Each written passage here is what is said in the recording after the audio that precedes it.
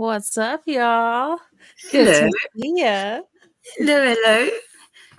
Wow, it's been a while. I know. I think this has been our longest break so far. Yeah, maybe. Well, I think the longest we took was about 3 weeks over the festive period or something, but Mm-hmm. I don't know what turned into. Me and Little Boots both said that we was going to take a break. I guess a lot of that stuff was it just hit us hard, really, and we ended up just having some summer fun and extending our vacay, I guess, Yeah. be life in. I The know. sun I was like, shining. yeah, sure, a week. And then I was like, nah. Yeah, we talked during that period of time, but we were just so like, yeah, I don't know. Just couldn't summon the FF for it. And then all this fuck shit kicked off. And I was like, oh, do we stream about this? Should we have a little look, fall down the rabbit hole, which we haven't done in Yeah. a while. Yeah, So I'm always down. So for those of you that don't know about the Thorp family, there's been a lot of stuff that's been going on with them. Medica covered them, Diesel covered them, Xylee Get Real covered them. There's been stuff with the daughter and the father, but the whole family it's out of control, the whole thing. And a lot of these family channels seem to go that way, all this behavior gets enhanced for views, for attention, and it becomes a cesspool of shit, right? There's no other way. Yeah, I don't know much about them, so when Death brought this up, I was like, "Oh yeah, I'm down to learn." And let's see. Well, I thought what we'd first do is just take a little look at. I pulled up this little video about family channels and the toxicity of them, and I thought this would be a nice little Okay. lean in to the actual. Hold on, bring it up. Yeah, that sounds good. What's up, everyone in chat? It's really good to see you guys. Oh my What's god, going we on? missed you Pretty all. car crash. Vintage. I know we missed roll call. Hi, everyone. We love you all. Sama, I like your melons. Glory We're so be. out What's of the up? groove. Mukbang Even getting it Anonymous. together, I was like, oh my god, it took me ages to do everything. I was just like, Jesus, I'm rusty. Right. Kala, what's up? I think I got everyone. If I didn't, hello. Is Hello, it you sharing? all. Yes, I can see it. Okay, so yeah, so this is just to lead us into like to swivel onto family channels and basically where we're going to lead in with the Thorps. But this was a nice little preface. I was brought up by family vloggers and it ruined my life. That's the title of a Ooh. viral Reddit post by an unnamed 17-year-old girl who claimed to be part of a family channel that, a few years ago, had amassed over 500,000 subscribers. As the first generation of family channel children reach adulthood, it's fair to say that the past few years have not been kind to the genre. There have been several viral posts such as that. There have been infamous incidents that have led to children being taken away from their parents, and there have been multi-million-dollar lawsuits aimed at adults that have forced children into a line of work that they never asked for. In this video, we're going over some of the most noteworthy and unique family channel cases, many of which you might have never heard of. For as much as something like Daddy05 fits into the themes of this video, it's been spoken about to death now. I really don't want to pile on and say the exact same things as everyone else. I want to give you guys something new. To do that, we need to begin with some background to the genre before we talk Can about you its pause for a second? and commercialization. To start off with, you might be surprised to hear that the genre hasn't always been the exploitative, abusive, and I'll just superficial admire this man's ways that we know sleeves. it as today. It actually has There much you more go. humble backgrounds, that of course being the family home video. What did you say? Sorry, I asked if we could pause it, but can we just look at how tight his sleeves are? But how silly do they look? Why are they so creased? Why? He kind of looks like Nick Avocado when he was skinny. Do you remember? And like he always had like this big bouffant-y fucking hair. Like it's like the Wish version of Nick Avocado when he was vegan. Yeah, well, I just don't understand the shirt. Like, anyway, I'm gonna enjoy For your as long video. as cameras have been accessible to the general public, we've been taking videos of our friends and family. It makes sense to do it, and it's generally harmless. To get a bit morbid for a second, your parents or grandparents will likely die before you, Honey so to bun. keep hold of a time capsule of moments together, Hey, a darling. memento of the laughs you shared and times you enjoyed, is actually quite beautiful. On the flip side, your children, if you're lucky, will one day grow up. They won't be babies forever, and so to have videos of them growing up to cherish for the rest of your life is utterly amazing. Film cameras over the years have evolved to the point now in which we have them in our back pockets for 24 hours of the day. And so it makes sense that people would take their home videos and then upload them to the internet. The family channel genre, the best I could find, can be traced back to videos uploaded in the late 2000s. I think that the best example of this evolution is the Shaytards, whose tagline is, If Oh my life's God, I worth living, used to then it's love worth them. recording. that is a very family channel Back when he perspective was if you ask fat. me. Now, the Shaytards are not the most egregious family channel out there, at least not in the modern day. Their videos currently seem like a bit of a shared vlog account. However, a few years ago for sure, you could have easily described them as a family channel, but if you go back even further, you'll see that they were established in 2008, and their videos from 14 or 15 years ago are in fact these very pure, very natural family vlogs, not really intending to be seen by hundreds and thousands of people. Innocently at first, these people were just sharing their family experiences for the whole world to see, and audiences were eating it up. Whether it be child viewers who can relate to the children of these videos, Me. or I whether was it the be audience. adults who just want to share in the joys of parenthood, these videos have pure origins. That's kind of just the problem, though. Just like hitting go live on a camera and streaming all your family life, like it's unpredictable, right? You know, Yeah. and Definitely the live aspect. The Shaytards, he used to do like vlog content when like vlogging was like really crazy. Like, I mean, I watched him. So like my timeline for like my school years lines up with the years. So like I was in like 8th grade, you know, like it was fun to watch. Like it was what I watched instead of like TV. But it's like, it's so interesting to see. And then you hear all like the stories of things that like happen behind the scenes. Like it's crazy. But you think like that can all occur in like recorded live or recorded content, like live content, like that's so sketch. Well, this is why, I mean, I think it's well known by now that a lot of these kids end up being coached by their parents. Yeah. Like there's like fucking stage mum in their fucking kids, basically, from the sidelines, and giving them script and ways to act. And the kids have got to second guess their own natural behaviors now because their mum or their dad have decided to fucking hit go live on a stream. Mhm. So these kids are no longer conducting themselves as they would naturally in front of the camera, because they're always second guessing themselves. Am I allowed to do this? Am I okay to do that? You know, they're no longer Mhm. allowed to be organic, which is yeah. And then you've got ones that are literally will script their kids to say things on camera, you know, to like Mhm. clear up their own messes of the parents and things, like go out there and say this for me. And Yeah. all the responsibility lays on the child's shoulders to some extent in that way, because they feel protective of their parents and they feel like they need to do a good job. You know, it's too Yeah, much for any especially young. like, I mean, a lot of those like vloggers at the time too were doing like different challenges. Like Amber does the same thing where it's like, let's film every day for 100 days or something, or you know, that kind of a thing. Let's post, you know, X number of times a week. Like it's hard to like crank out that content to where there's no way to like make it not be forced to I some think it degree. becomes partially addictive. Mhm. But the attention, the views, the money is what fuels it all, right? And Yeah, well, and more, I more attention and money and all of that that they garner, the more that they want it and the more that they've got to sustain it. And if they start becoming reliant on that income, even more so, and that's where it really yes. does become dangerous. Yes, and I do think that, like, a lot of these, at least the ones that I know of, Shaytards being one of them, like, a lot of these people do struggle with addiction and addictive behaviors, which, like that's just said, this can become that for them too. For Shaytards, the husband, I think, was like an alcoholic, I think was his, like, Right. issue, vice, or whatever. But yeah, I think that that theme is going to pop up if I had to guess. I'm sure that things like that do in the others.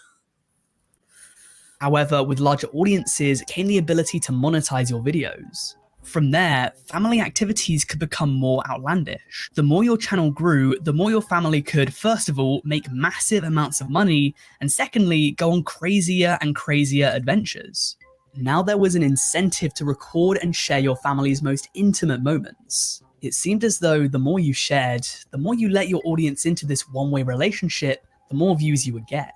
It's also helped that in the early 2010s, YouTube's algorithm favored creators who were able to get viewers coming back each and every day. Mhm. That's what led to the rise of genres such as the Let's Play, but also the daily vlog, perhaps the most Yeah, invasive mukbang. sector of the family channel Right. niche. Over the next few years, the genre would become more established, and by the mid-2010s, it was really in full swing.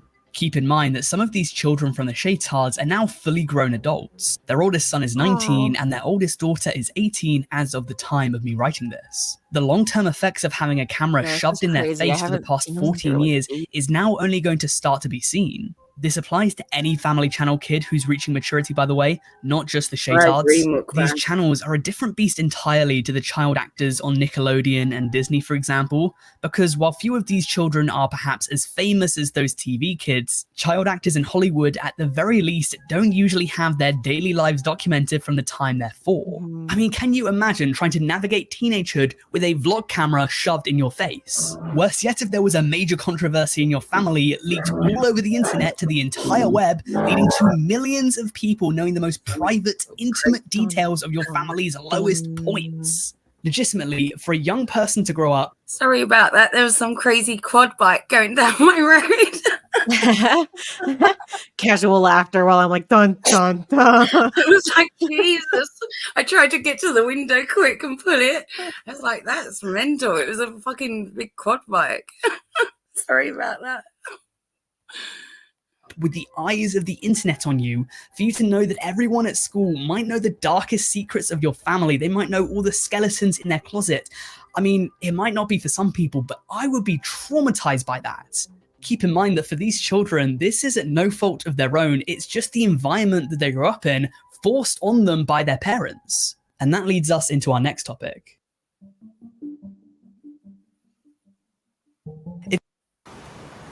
So we made this oath. No.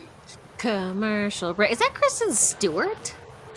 Yeah, If you're watching this video, it's very likely that you have a family of some sort. Rough. If you don't, I'm incredibly sorry, but nonetheless, everyone should know that families are incredibly messy. To put on my cliche film student video essay cap for a moment, I think that one of the reasons that The Simpsons was such a huge hit in the 90s is that it took the stereotypical family sitcom and flipped it on its head, holding up a mirror to society. For as much as 80s sitcoms portrayed families as having strong cores foundationally, but the characters got up to some zany, wacky antics, something like The Simpsons was telling us that families are dysfunctional, they're chaotic, and it's something that people can relate to. During my research for this video, I found a Medium article written by Gillian Sisley, and she wrote something that particularly stood out to me. She said, "Narcissism disguised as the perfect family. It's important to keep in mind these channels aren't unfiltered. These parents are showing you exactly what they want you to see. And as for the parts that aren't favorable, well, they just edit that out." Well, that's the thing. There is such pressure, right, to be so perfect and to not get criticism in any way, to be able to be organic as a family, and you're going to have ups and downs and, mood swings, and the kids are going to have tantrums and things. And if you're making like your content around that, like none of that exists in your family, I'd say that they was doing that controlled content, right? So they're either steering the kids in that direction, coaching them to some degree, or heavily editing, because any family would have the ups and downs. So when you get this presentation of this perfect family, it doesn't really exist. Yeah. I think that part of the appeal of family channels is that they're meant to be pure and innocent, reminiscent of 80s sitcoms in which they get up to some zany, wacky antics and foolish hijinks, but at the end of the day, the family have strong emotional bonds that can never be broken. Unless, one of them cheats on the other, just like in the aforementioned case of Shay Carl, or in the case of the Shaytards family friends, the Knive Knolls, a now divorced interracial husband-wife duo with 3 kids. In this case, the husband Austin was unfaithful to his wife Brittany, with this being confirmed by her to be the reason that the two divorced in a vlog from early 2018. Another instance of this could be the Christian family channel Sam and Nia, after it was reported that the husband Sam had accessed Ashley Madison, an online dating service for people to have affairs, described as a business built on the back of broken hearts. Of course, this false reality of the perfect family isn't exclusive to adultery, because it can sometimes come in the form of literal abuse towards the children. As I said at the start of this video, I won't be going into a full-on explanation of Daddy-O5, but to grossly oversimplify, these family vlogs were actually deemed to be abusive to 2 of the children in particular, so much so that they were actually taken away from their father and stepmother. A similar story also happened with a channel called 8 Passengers after they were accused of abuse because they made their 15-year-old son sleep on beanbags for 7 months. What? Wow. Whoa. No, that's just the tip of the iceberg. I mean, maybe that's another one that we should actually dip into, like is the 8 Passengers thing, because there's charges being brought against them now. Like, this mother moved in, this crazy woman as well, like this other fucking woman as a caretaker to the kids, and the 2 of them absolutely are did the most heinous fucking things to these children. And when the cops were sent in, these children were found in rooms tied up, all kinds of things. Oh my God. It's gone beyond this. This video may not be quite up to date enough, but yeah, this is the tip of the iceberg. That shit about the beanbags. This is on some next level, the 8 Passengers shit. It's not just coaching their kids or Oh, whatnot. I heard that, Gloria. I remember I heard that, I think. Oh man. But to go into this rabbit hole, it would be even more dark and twisted than the one we're about to go into with the Thorps. In all honesty, I don't know if we would want to do that. I mean, it's all out there already. You know, it really is. And some of the footage is far too dark, you know, and it churns my stomach. Oof. Lots of people found the parents of the 8 passengers channel to be way too severe and started to question their methods. They eventually stopped uploading at the very start of 2022.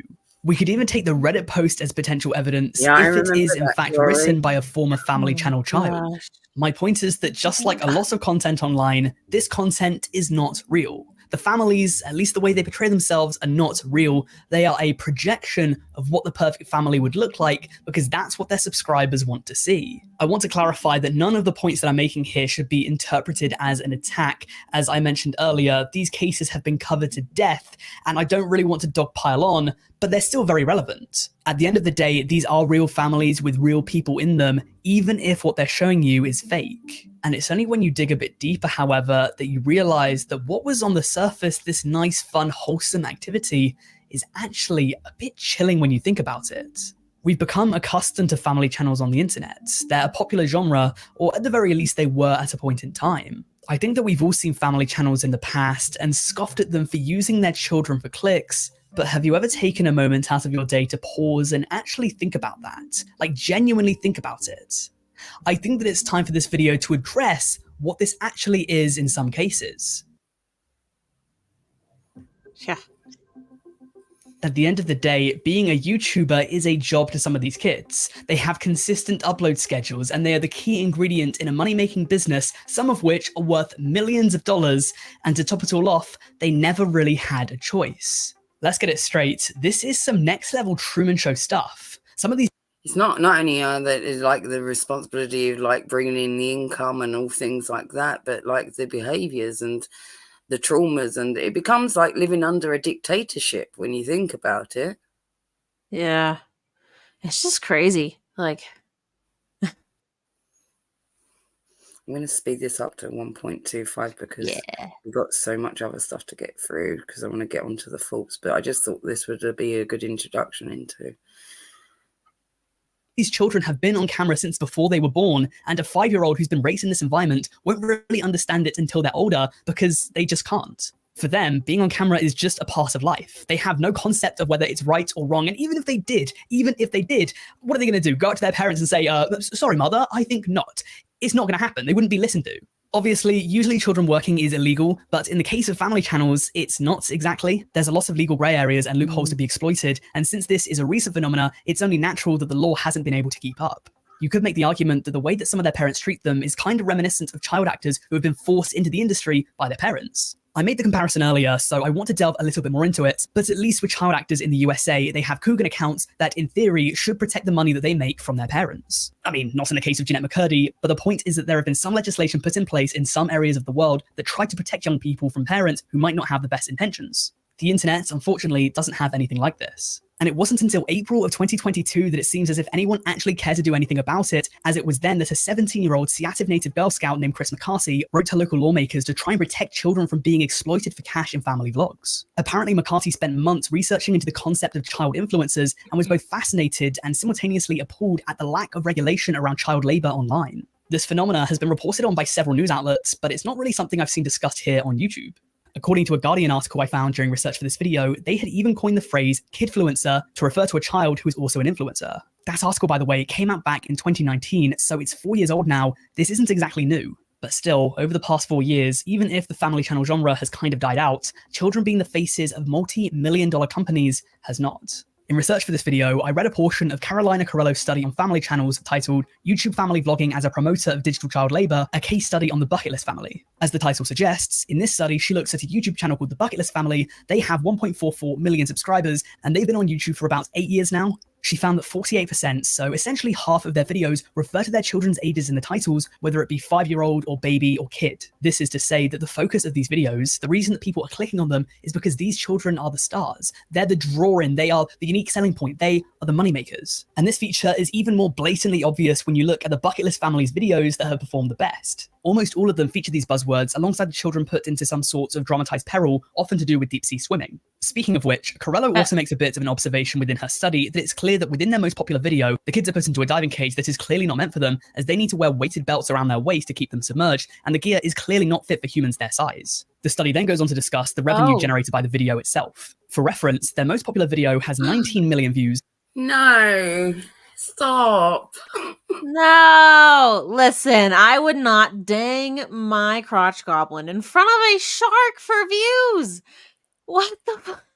Like that shark could fucking take that kid's fucking leg off. I hope that's a fake. But that kid is so small that he could literally just pull that kid, like take a bite of that Bruh. foot and pull it through. Like the kid He can fits go through through the bottom, bars. Terrifying. Listen, I won't even let my dog off leash in any type of situation. Like, what the fuck? This is just Dude. craziness. And yeah, it's all for what? For what? For fucking views, to put your child in risk like that. It's absolutely crazy. Yikes. And yeah, Pretty Car Crash, Honey Boo Boo's mom. Yeah, they get into those accounts. Same with like Jeanette McCurdy. I know how like her story and stuff. Like a lot of the parents of these kids like take advantage of it, and on the internet, it's got to be even more so. You know, there's so much less regulation there Because it's hard You to know. legislate, like in terms of the income, right? You know, like what would you do? Portion it out. So if you had like 4 family members, they all get 25% each, you know, but there's the main account holder, or whoever, the mum, the dad, whatever, you know, would have to dole that out. And yeah, there does need to be legislation around that. There needs to be trust funds and things of that ilk made for these kids, you know, because a lot of these parents will just spend all this money and there's nobody like holding them to account. And these Just kids, like the whole they're the childhood has been kids, nothing you know? but work and being performative and being controlled, you know, under this weird fucking dictatorship for content.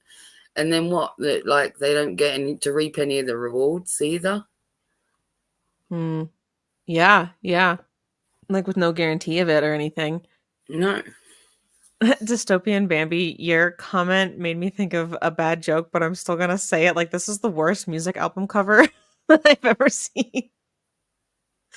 Like, oh, I hope that's fake. I'm just gonna think in my brain that the shark is photoshopped in. I don't know. We just saw footage of them in the actual cage as well. No, stop it. Yeah, but we didn't see a shark. Shh, just let me live in peace in my mind. All right. It's almost 25 minutes long with 5 ad breaks and potentially has a paid partnership and a sponsor that was played with by the kids themselves. And that links us up well to the point that I made at the start of this segment, which is that these children are being used to advertise a brand. Did they ever sign a contract for this? I mean, I can't be certain, but I would assume not. Are they ever going to see the money that they generated through the sponsorship? I mean, it's very possible that they will, but since there's no legislation put in place that would guarantee. But would that fall on the parent or would that fall on the actual company, the sponsor themselves, to ensure that the actual all members of that family doing the advertising for them are actually on that contract? I would have thought that partially, at least, that the sponsorship themselves, if they're asking for all of the family members to be in the product placement, would have to ensure that a contract was extended to all members of that contract, you know, because regardless of think the that. mum and dad will spend it all, you know, and that's it. But at the end of the day, like anyone, like if so, let's say like kid models, right? Like there's child models. Like the agency would have to. They don't just pay the parent; they pay the child, right? Yeah, but I think that's part of what makes these like types of people so enticing, because they can kind of like feel like they just like circumvent that. Like the kids aren't really like looked at as a like Right, but person there's no who's in contract with legislation. even, There's you no know? legislation around. He just said for the internet laws in the sense of YouTube having to dole out the money equally, right? Yeah, and I mean this is But in capitalism, terms of so child labour and in terms of any company hiring a child, the company surely would face some sort of liability for that, if not actually paying those people that were doing the product placement. You would have thought.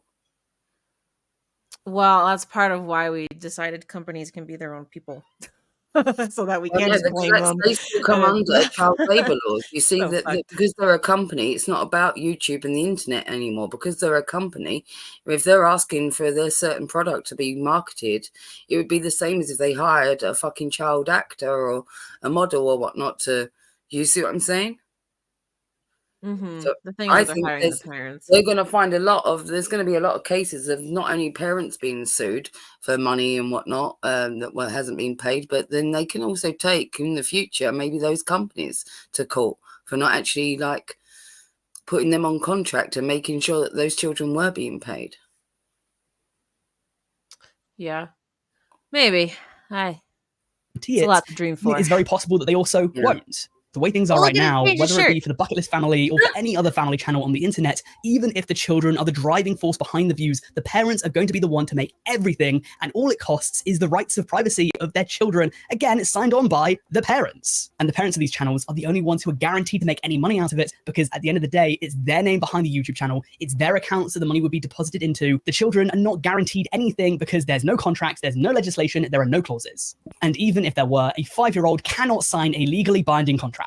Fortunately, though, over the next few years, it does seem as though things are going to start to look a little bit better. Going back to an earlier point, Chris McCarthy was able to team up with a Washington State Representative, Emily Wicks, to draft up a bill to try and protect these kids. According to the TechCrunch article, Well, it's not just that a 5-year-old wouldn't be able to sign a contract, but let's think about this. They couldn't truly consent because there's issues around children being able to consent to certain things anyway, right? Regardless, because they're not emotionally and mentally, of age, that they don't always know what they're consenting to. And if you put something in a certain phrasing, this is going to be fun, we're going to do this, then the kid will agree to it. But when push comes to shove, they soon realize it's not fucking fun.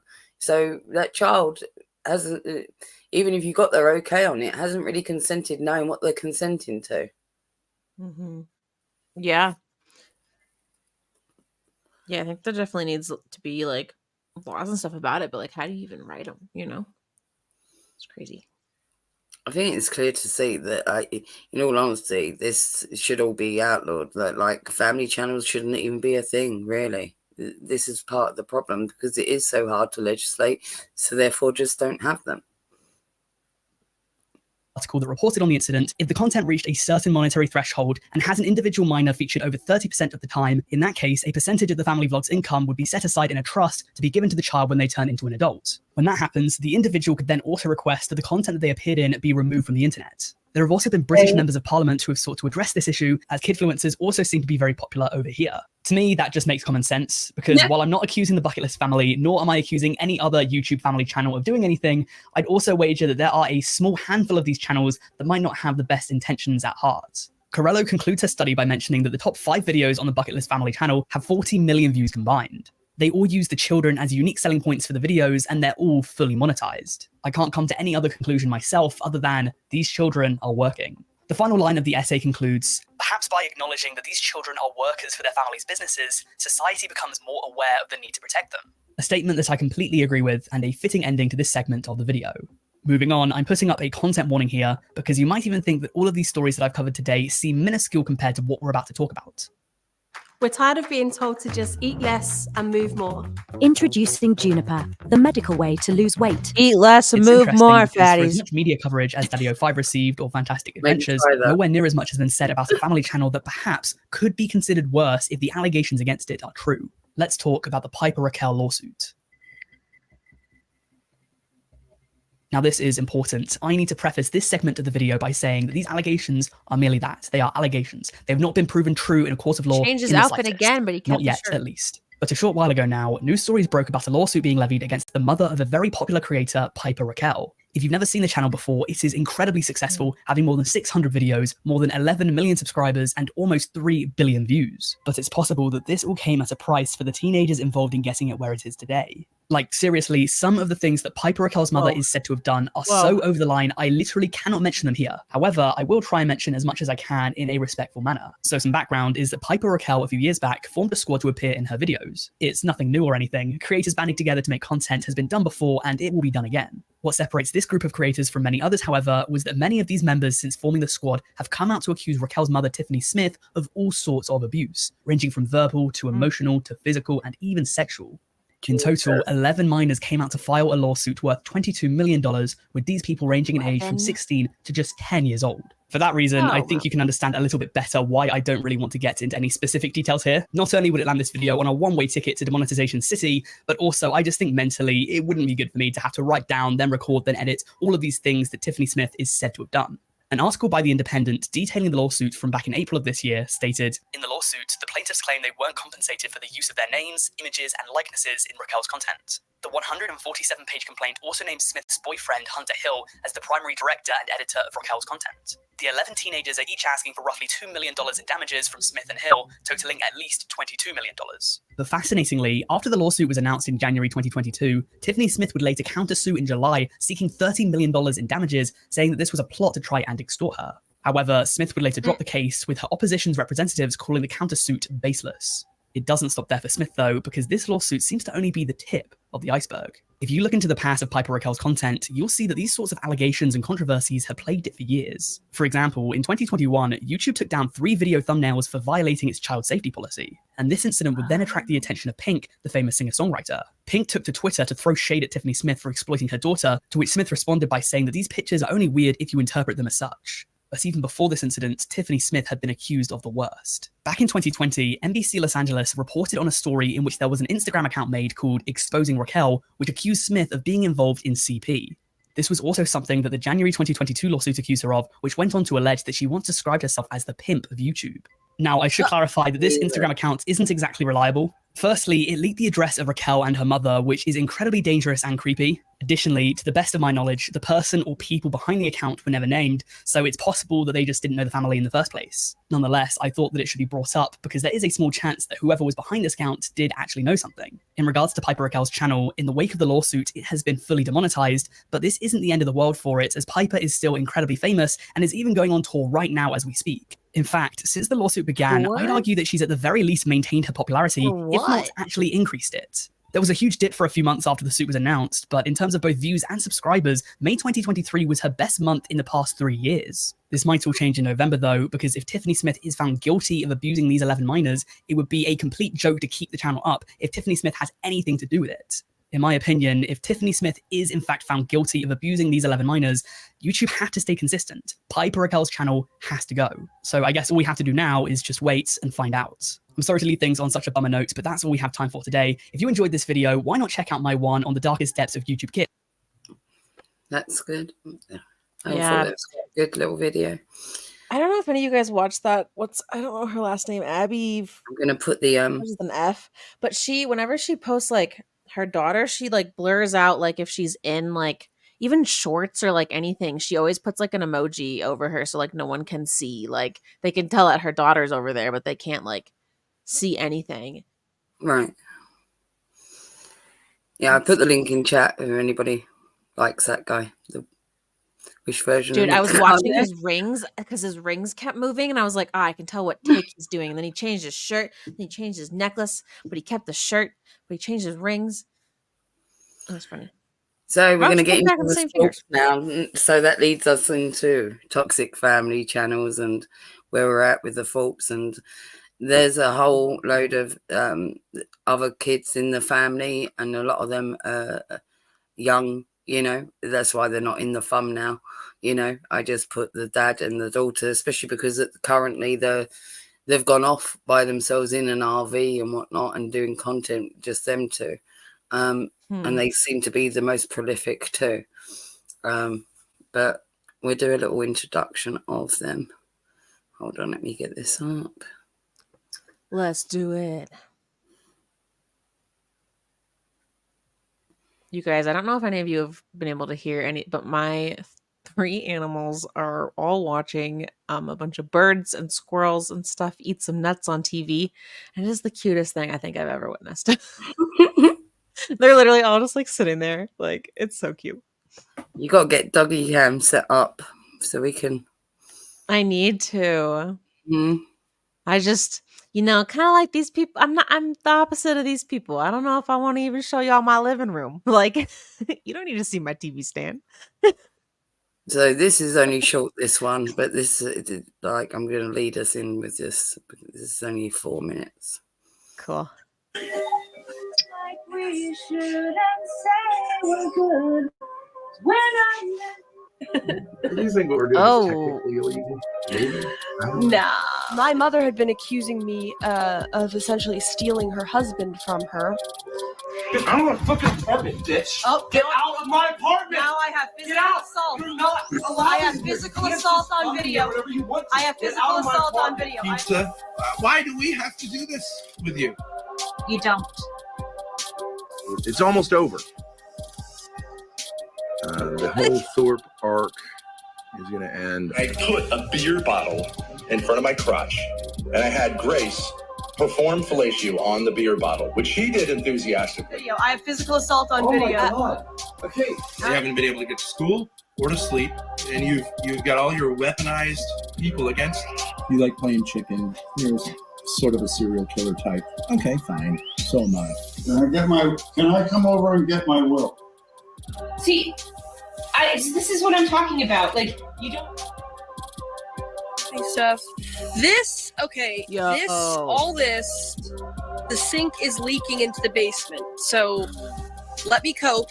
That is my cope for this. And the dishwasher is also leaking. So, it's almost. I told Maggie that she should troll her mother the same way Grace trolled her mother. This blowjob stuff. She's got this real problem. And I think they're welcome to send her pictures that she's going to freak out about. Maggie can take something and do that. And she told me and my siblings, she said, look, I don't want to be a mother in the way I've been trying to be a mother. I don't have a problem with that. Admit the truth. It's good to admit the truth. But now you're playing these romantic games with me and my family. Why can't Grace get anyone letting Riz come on her channel?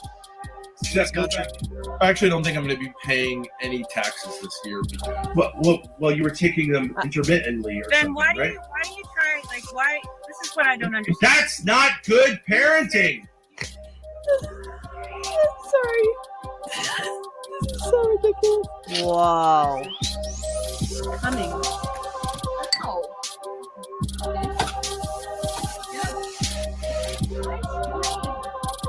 Wear your pants. When I was babysitting my siblings, it sort of made us grow apart in a way.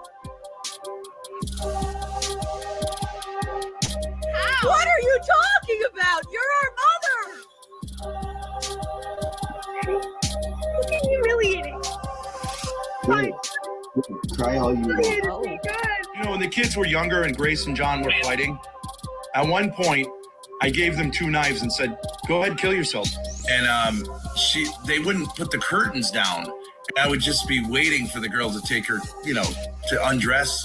We're 2 girls. I mean, like, the fact that If we were talking, they could talk about, like, is penis size important? Let's just say, right? Phone, and she sent me something, your teenage girl will send something. Maybe it was an emoji of a... I think... Yes, I want to be the Ghislaine Maxwell. Here's an interesting question, Mike. Basically, I performed, I performed fellatio on a beer bottle too. This is going to be some of the last... It's almost over. The whole Thorp arc is going to end. I saw Grace's phone on the table, saw a text from my dad, her dad, whatever, coming in on her phone, and I looked at them, and it was like the craziest, like my heart started like pounding like really, really fast. And what I saw was like basically sexting, like him and her sexting. And I was like, holy shit, like what the fuck? Like, this is...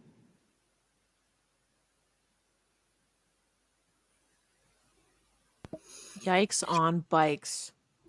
So this is this next one I've got pre-set up because like the first bit's intro, and this gets into who the father character Ben Thorp is.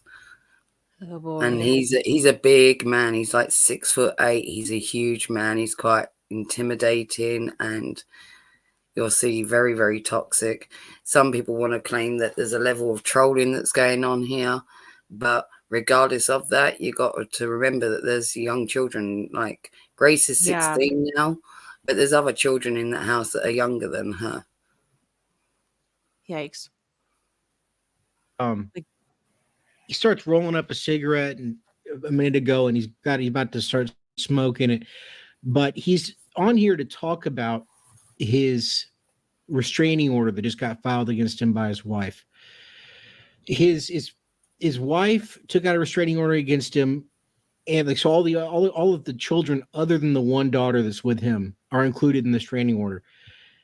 There was an incident that it allegedly happened, and the whole family, I guess, other than the daughter, is scared of him, and he ended up like beating his oldest son and the mother. But let's see how he reacts to his daughter's presence in the stream. It's really odd. Yeah.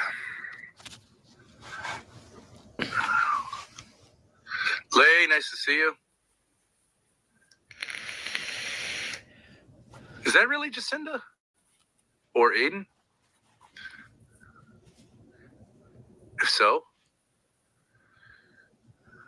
welcome. Let's speed this up a little bit.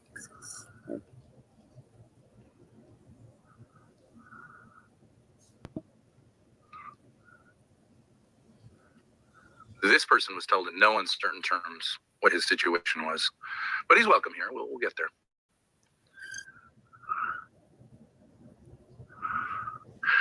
I mean, can you smoke a cigarette once a week? I mean, do we have to be so afraid of the gifts of God?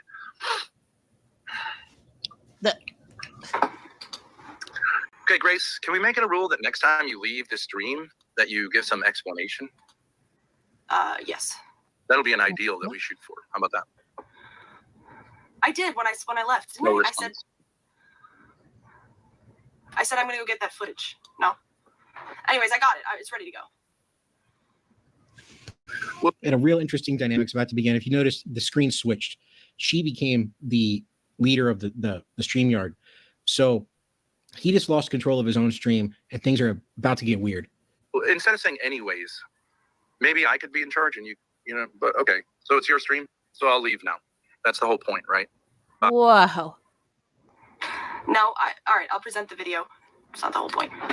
So it looks like I have some paperwork for you. Yep, I was expecting. Okay, all right. So it's a restraint. So this here, what she's about to show is the footage of him being served, the restraining order by the mother against not just her, but all the kids, barring Grace. Whoa.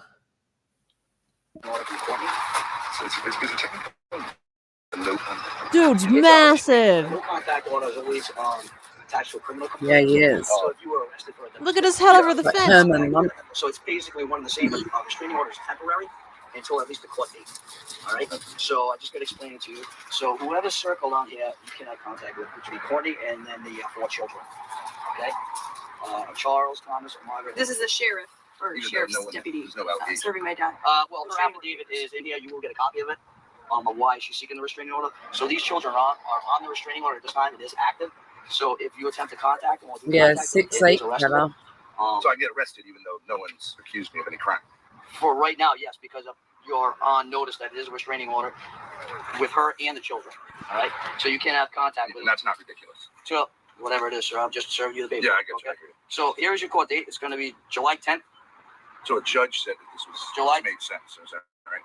Not yes. you. Yeah, I didn't sign the paperwork. Correct. So July 10th, 2023 at 10:15 a.m. and it's going to be 222 quickly in Wallet, Kent County. Okay. I don't understand. Why do I have to go to court? Because all right. So I'm not accused of a crime. Okay. All right. Because you're a dickhole. If you are civil in nature unless it's violated, then it becomes criminal. Okay. So you have the right to be heard in front of the court. So basically, a restraining order is one side. Yeah, hey, darling. One side. Yeah. So I guess they felt that there was enough to issue. So I can't go tell the judge. I can't respond to this. You can't at the court date. That's why they issue. But until then, I can't talk to my own children. That's correct. Okay. It would be a violation. And the judge didn't feel that. I don't know, sir. I wasn't there. I just served it. I don't know. So just ask him what the judge is gonna feel, idiot. Yes. So that's the court date. I hate dumb men. That's the restraining order itself. And then the back page is the affidavit of why she's seeking the restraining order. And do you know? I don't. Are you just guys serving papers, or you're actually I'm just an officer as well? I'm a sheriff's, deputy sheriff of the sheriff's department. So can you tell me, like, because I had a effectively the no contact order the same as restraining order in terms of what you can and can't do? In a sense, yes. Like, what about social media? No, you can't contact her or anyone named in the order. Yeah, he gets real worried about the whole social media thing because the children, if you pay attention in the bottom left, one of the kids is going to start appearing in the comments section and he's not supposed to have any contact with them. Mm-hmm. He knows exactly why it's going to become an issue because he's trying to e-beg on YouTube for, instead of getting a job and doing something. So his family knows about it. His family's been involved with it up until this point, and this is starting to be troublesome for him. Whether it be by phone, email, social media, third-party contact, direct contact, any kind of contact, sir, anything, any kind of contact. Well, what if you send Hey, keep their name out your mouth. So I'm not going to get into the ins and the outs. It's not that hard. No, it's not. No contact. Wow. Means no contact. He's like, it's a grey area, right? No, he just said by any means, social media, third-party contact. So any route that you could possibly contact them is not allowed. There's no grey area. You would think a real fucking man would be like, how do I fix this? Not what can I do to get around it? What are the rules? What the fuck? Because all he's concerned about, because if he can maintain the streaming of it all, so that's why he's concerned, like via social media and whatnot. Is this daughter doing this to show how big of a dick he is, or is she like on his side? This one that's on screen. It's a weird dynamic between the two of them. It's super fucking toxic, and this weird incest thing that's going around, and the fact that they live in Rhode Island where it's legal to be incestuous with your fucking daughter. Yeah, from the age of 16 up, you could, so like, yeah, it's totally legal there. And this is why the mum's accusing Grace of being incestuous and stealing her husband. This is why she doesn't care about that Grace is on the restraining order or not, that she only wants the other kids on it. That's why the mum filed in that way. And this is when Grace was like, is this what you mean? That's why the beer bottle incident occurred, where she got the beer bottle, put it between her father's legs and mocked fellatio. Yeah. And was like, doing it in front of her mother, basically, like the father said that he wanted the other younger daughter, that's only, I think, 15 now, to also troll the mother and do the same thing as Grace with the bottle. What the actual fuck? Yeah, it's a lot. Whatsoever. It doesn't attempt to. But it is a gray area. Okay, sir. You can go argue that at the court date. I'm just giving you I'm telling you what it is. Well, you're saying I'm going to get arrested. I'm saying if I put on. Could be arrested. Well, you're saying it's not a gray area. If I put a YouTube video on my channel and my kids watch it, it in no way talks about that. I'm just letting you know you can't contact them in any way, shape, or form with my social media. Contact them, meaning like I am saying something to them. Well, if you're the one that's going to get arrested via like the fact of having contact with your kids, and he's being like, oh, well, if they come into my YouTube, well, no, I guess you're going to have to fucking block them then, so that can't occur. Like, that's just the unfortunate truth, right? Because if he's the one that would face the legal consequence of being in contact with, and he hadn't put something in place to stop that, then I guess it would fall on him. So he would need to block them even from his YouTube channel. This is all just so insane. Yes, this, right? well, yes. But I could do a YouTube video about this. You can do whatever you want, sir. I'm just letting you know what the restraining order says. Okay? Yeah. I'm not trying to give you a hard time. No, I know. I'm just saying, I don't want to go to jail. I get it. At the court date, if you have any questions whatsoever about this, you can always call the court. I don't want to go to jail. I don't want to lose my. Oh my! If they contact me and I don't respond, I say by truth. then I'm good, right? If you do not respond. But I mean, I don't have to block them. Right? If they text you, you cannot respond. Right, but they can text me. That's up to them, I guess. Right, but it's not. I'm not going to go to jail. If they text me. I don't know. Like I said, I can interpret whatever it is. Yeah. I'm just letting you know what you can't do. So whatever the case. What I'm saying is, I don't have to block them. I just have to not respond. Yes, you do. You can't have any contact. All right, that's right. That's right.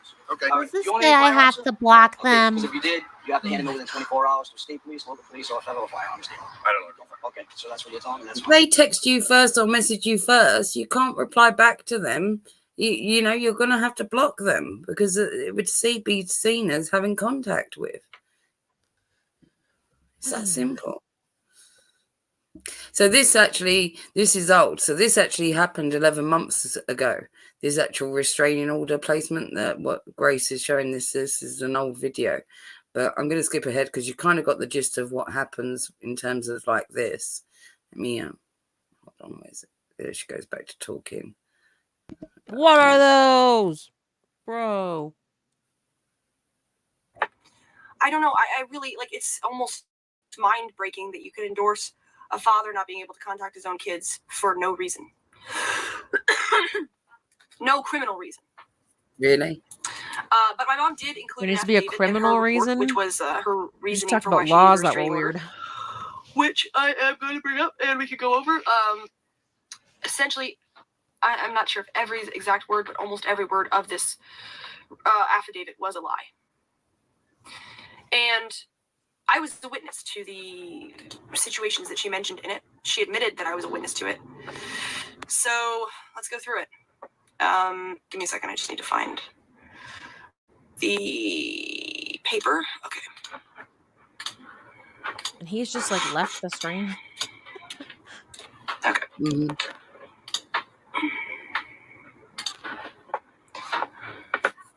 I think he comes back.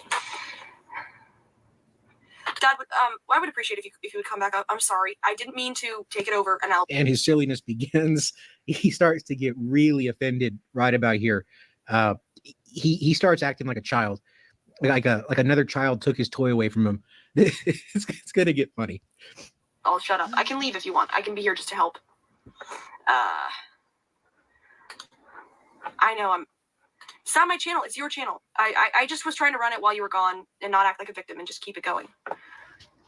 Not act like that. I just didn't want to act like a victim while you were gone. Now, if you hear that, what she says about not acting like a victim, that's something that you'll hear as we get into this, that he often accuses her of being. Like, if she's got any complaint, he often gaslights her, heavily so, and just screams at her that she's being the victim. So this is why she's like already, before he can say it or accuse her or go off on her, she's already been like, oh, you know, I'm just doing this. I'm not being the victim. So it kind of tells you that there's a level of conditioning that's gone on here.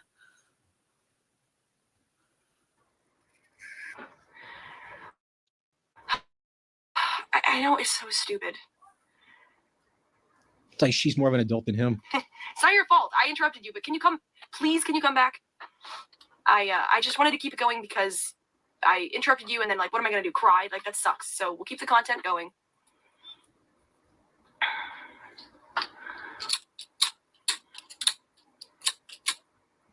Well, actually, Hubert, there is no restraining order against John. I would love to have a crisis and resolve it. Well, I would love to have a crisis, but I would love to resolve the crisis. I interrupted you. I am annoying because I interrupt because I want to be in control. Okay, I'm sorry about that. I'm triggered because I feel like I have to, like, figure this out about Mom and whatever. That's, it's stupid. This is so weird. Can you come back? Can we get ones for Ben to come back to his own channel and chat? Imagine this being a relationship with your father. Oh my We're god. having it was the deputy sheriff. All right, Dad, come on. We got one.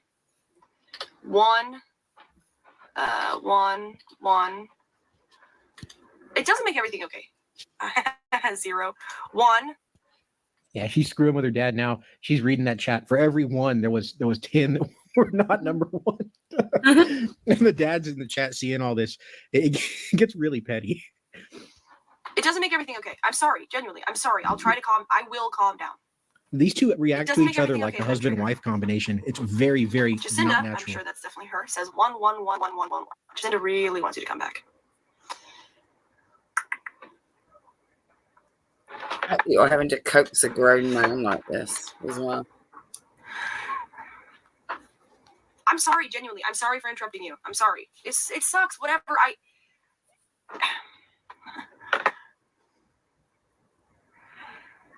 I can keep going if you want, but I mean, this is your stream.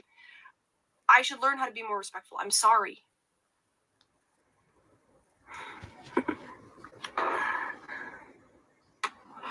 Come on, we got 83 people here. 83 people want to see you, Dad. They don't want to see me complaining about how I messed up.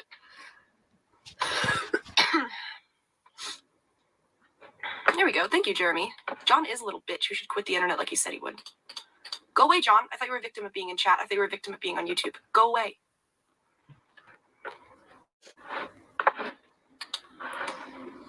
Let me see when he gets up on there because this goes on for a little bit. This man is a victim of his daughter coming on stream. I'm so confused. This stuff matters to him a great deal. Like we know people that are fucking addicted to the internet, clearly, because, you know, it takes priority over any sort of fucking normality of life. And this is clear to see that this is the case, that he conducts himself, you know, through the fucking internet. And hence, like, that first concern being with the contact of the kids. Can he still, you know, online, social media, he said. Yeah. Here we go. He's about to come up anyway. There are reasons. I mean, if you just want me to... Thank you for coming back. Appreciate it. What do you mean you thank me for coming back? You appreciate it. What the fuck are you talking about? Right, Kate. Whose channel is this? Yours. Okay, but you're acting like you're the host of this channel. And you're thanking me for coming back on my channel. I'm not saying that as the host. I'm just saying because I was... Well, you're saying it like a host. Like it was your channel. What the fuck? I know. Yeah, these two respond to each other like they're a married couple that have been married for 10 years.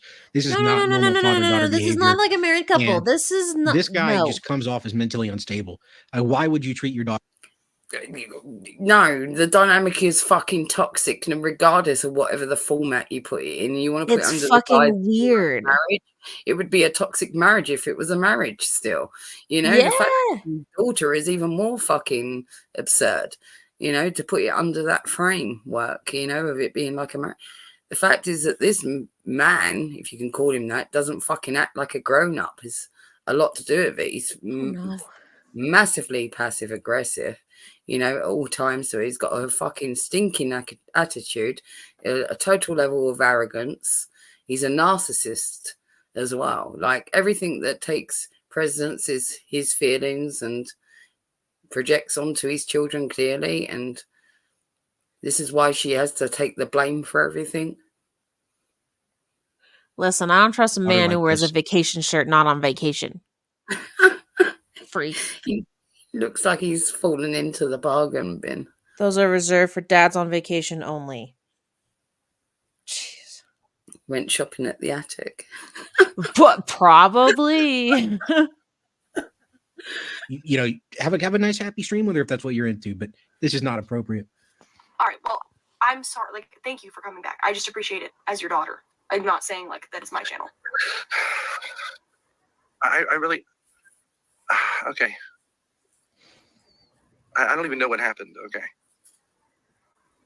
You decided to make it about you, no? Yeah, I did. I have something that I want to do. And I'm not really asking you to cry. Take it in whatever direction you feel like taking it. But now, if you remember at the start of it, when she first came up on stream, he had a problem with her, like that she'd gone off and whatnot. And then she just come back and he was like, oh, you didn't even announce that you was leaving. She was like, well, I did. I said, I'm going to go get that footage that you wanted. So now she went and got the footage. She came back and whatnot. He had a fucking huff on.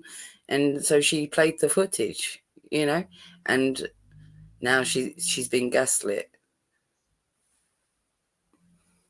I don't like...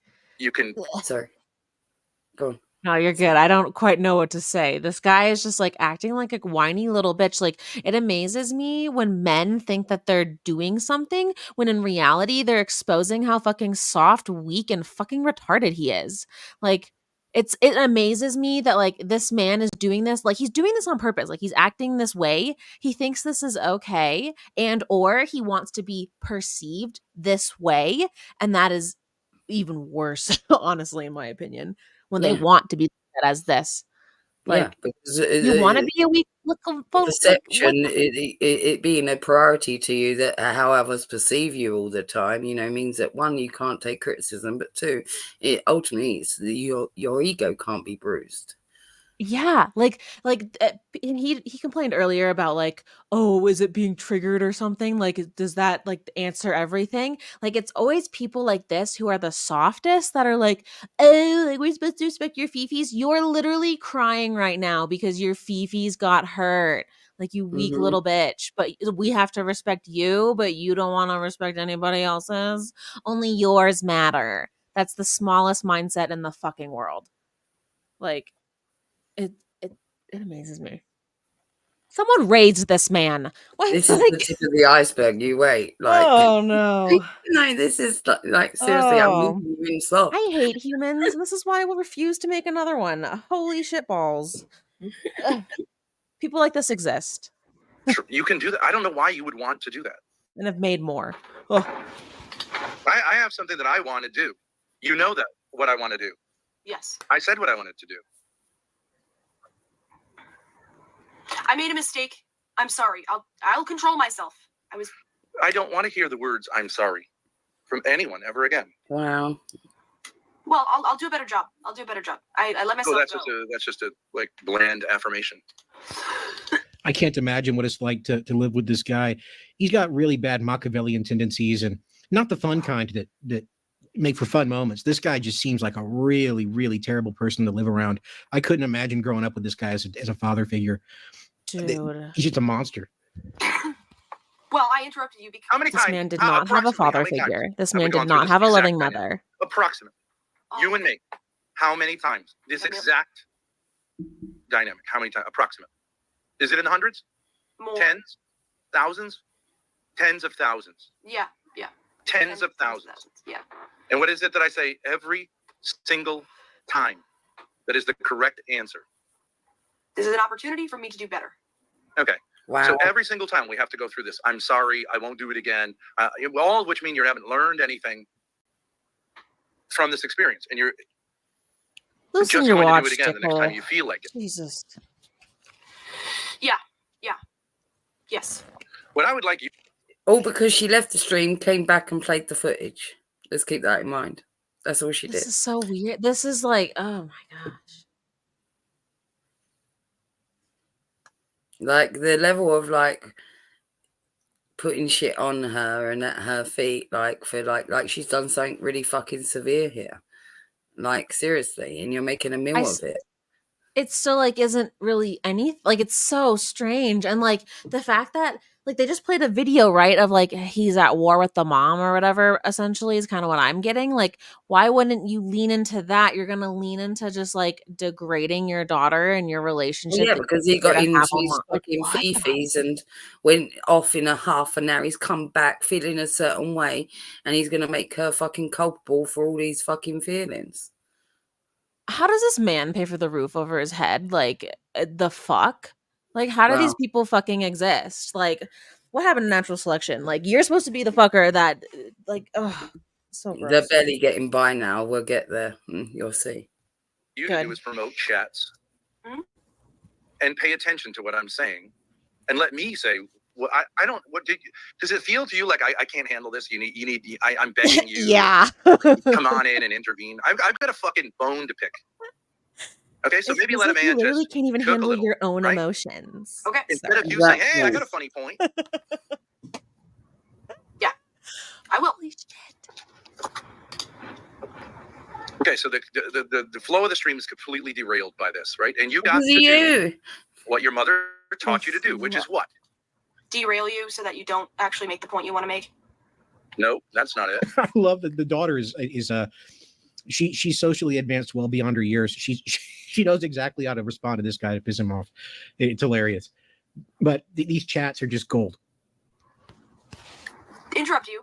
do something that You see, like, again, it's a level of conditioning. Did you see how she had these answers? Like, what did I tell you? What did I, and what's the result of this? And she thinks, oh, is it this answer? Is it that answer?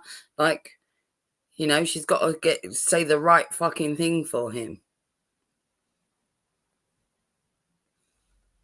that is annoying and then act like a victim of it and trigger. Right. So I look like an abusive father. So good. So why don't you sign the fucking affidavit? Why don't you go to the police right now? Go to the court Monday morning. Well, you can't because you're on your flight. But what I'm sure I'm sure there are people throughout the world who would be happy to punish me. Whatever. Yeah, I did what I did it. I will do better. It's an opportunity for me to do better. Well, I don't know. I just got kicked in the balls, so fuck it. That's what you equate that to? Because it was an accident. Holy soft. Because it was an accident. Whoa. I have, it's a subconscious thing. I wanted to. Now, this is on his own channel, but let's be reminded of that. Yeah. Not her channel, although she has one, you know, and there's Thorp TV and whatnot, but this is his channel, right? And this is his own chat against him here. Look, even they recognize. Like, what the fuck? Do something. And your idea is like, let me keep you from doing it. Okay. Okay, but and you think like any other rational human being, like, okay, you got kicked off the stream, you come back on, you get straight to what you want to do. There's no need to berate your daughter like this. I can easily tell why you have family problems. This is not normal. You do what you want to do then. But I honestly, I don't have any energy for this. But it's like a subconscious thing. I clearly don't do. need to do it. I will hold You myself have no accountable. ability to discipline yourself whatsoever. It's not that I don't have no ability to do it. It's just when I do it, I think that it makes sense. You said the grammar wrong. That's part of the game, right? I don't have the ability not to do it. That doesn't make any sense. I have the ability to control. Whatever, you're a victim. So I say get lost. Get your stuff and get the fuck out of here. Go be with your mother, where there's a whole household filled with people who love doing this. Fuck off. I tried. You had an opportunity. You decided to wreck it. So get in your goddamn little car, turn the key, get out of here, and never come back until you're ready to make it happen. Goodbye.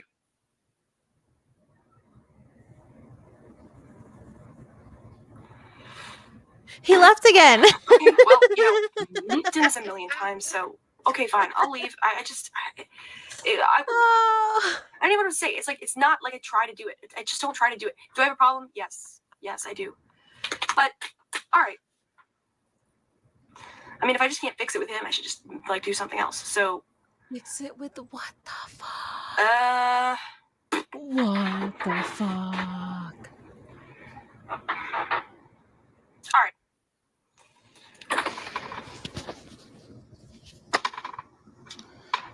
Yeah, well, that's really the end of the interesting parts. He, I don't think he comes back, and she really just kind of like trolls him for not ever actually kicking her out, and she just kind of comes and goes, and how her father, you know, probably did actually cause the incident that was in question, and she alludes to the potential for signing the form, but this is one messed up family. I can't believe that this guy's on the internet. This guy is a monster, and thanks for everybody for watching this. If you got this far, appreciate it. I'll be back with you guys next time. Let me introduce you to the craziest family. So this gets into the meat of it, this one. So this gives you a bigger overview of the mum and the no. But that was the man, and this is the bitch that married that man. Yeah. Oh, and no. Children and whatnot. This is Courtney. This is the mother. PSA, my lovely bitches out there, do not allow dirtbags like this to exist. Stop procreating with them. Oh my God. Family on YouTube. They've been accused of so many things, including incest. But at this point, I don't even know if this is Look at true her or neck. fake. Why is it so Are they long? Oh my trolling, God. Or is this actually real people acting this way? Some people are saying this is actually true because there's actual arrest documents out and they've seen them. I don't know what's going on. These clips are crazy though. Welcome to the wild Thorp areas. Like dominating a woman. Right. Like I don't really like beating the shit out of a woman. I don't like it. I had to correct Grace today, like very roughly by like. Oh really? You gave honey bun. Fuck you, Kate Winslet. You warned me. I still wasn't ready. She gets it from her mother, right? I'm telling you, this can't be real. This man isn't actually admitting to assaulting his own daughter. This is insane. This is better than reality TV. I don't even know at this point. Is this funny or is this concerning or both? Who knows? All right, fuck you. Fuck you. May you rot in hell for saying that. That's his ex-wife, by the way. Fuck you. I don't know. I think the core of marriage is two souls coming together as one. I tell you, way back, you know, and I'm not saying I'm her husband. I wasn't. It was a mistake.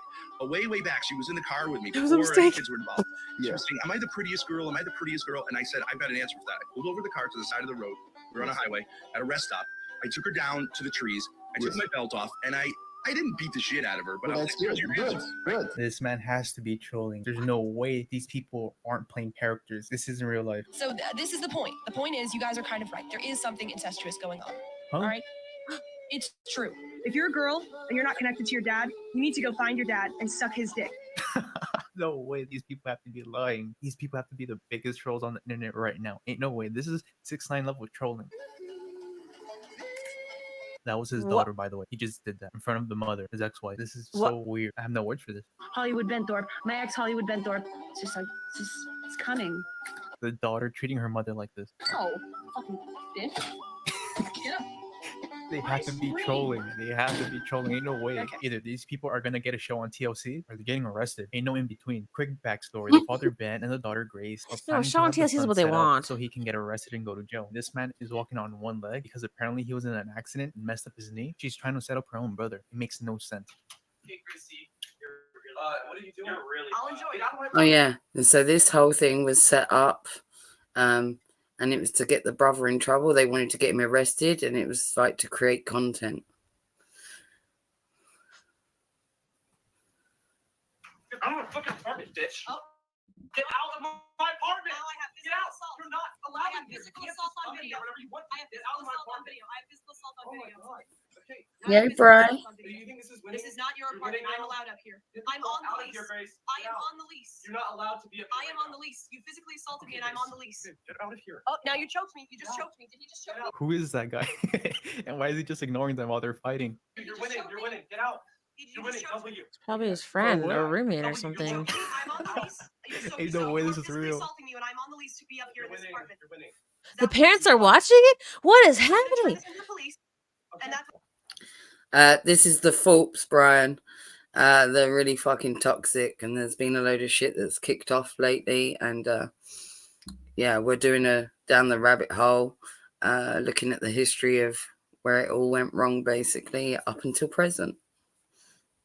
These are several very lonely lost souls, creating more very damaged, very lonely lost souls. Well, they're known as like a fuck. family of lolcows, basically, the Thorps, you know, because it's become so toxic and it's inserted itself into the real family. And like, even the fact that there's been a restraining order against the dad now, but Grace and the dad are now living in an RV, and yeah, it's just a lot. You physically assault me one more time and I will call the police. Physically assault. Yes. Okay, get out. Walk off, bitch. Why is the father laughing at his You are own going kids to be fighting you're each going other? to be evicted for that. And I'm going to press charges against you. What? You are? Yes. You are? What are you doing? Fucking asshole. Fuck you. You deserve that so much. Fucking slob. No, that's Look, on you video go to too. fucking hell, Grace. That's on video too. Oh, It's all she's on going to video. hell. Don't you worry, buddy. All on video. I have the right to be up here. She's already there. I'm allowed to be up. Here's the father scheming for his daughter to manipulate this man. This is just insane. And Grace has a chance to manipulate him, sexually without, What? without. Oh, being- is that bald dude? That fat bald dude? Come on. No, that's Phil. The problem with Who's No, Feeney Feeney is then? bald too, though. Feeney is pretty much bald. The He's not problem with fat. Oh, Feeney yeah. is every time I look at him with his little chicken hair, I want to laugh. Like I have to, stop laughing every time I see him. Yeah, Because you it's have to just stop so- laughing and be serious about what you want to do, because this could launch you into the stratosphere. You'd be doing news shows. You could be on Tucker Carlson about. Well, I don't know about Tucker. Someone would interview you about it. So this entire family. See, he's so fucking, not only is he deluded, Wow. but it tells you what this is all about. Like, Mm-hmm. man just wants to be fucking famous, and he wants to make her famous. If he can't get famous, then she should be famous. Either way, you know. And this is where it's all gone fucking off the rails. You know, he's now not able to see his own children, yet all he cares about is, you know, getting big on the internet or getting Yeah. on the show or I'll reiterate my previous point of like, I think it's worse.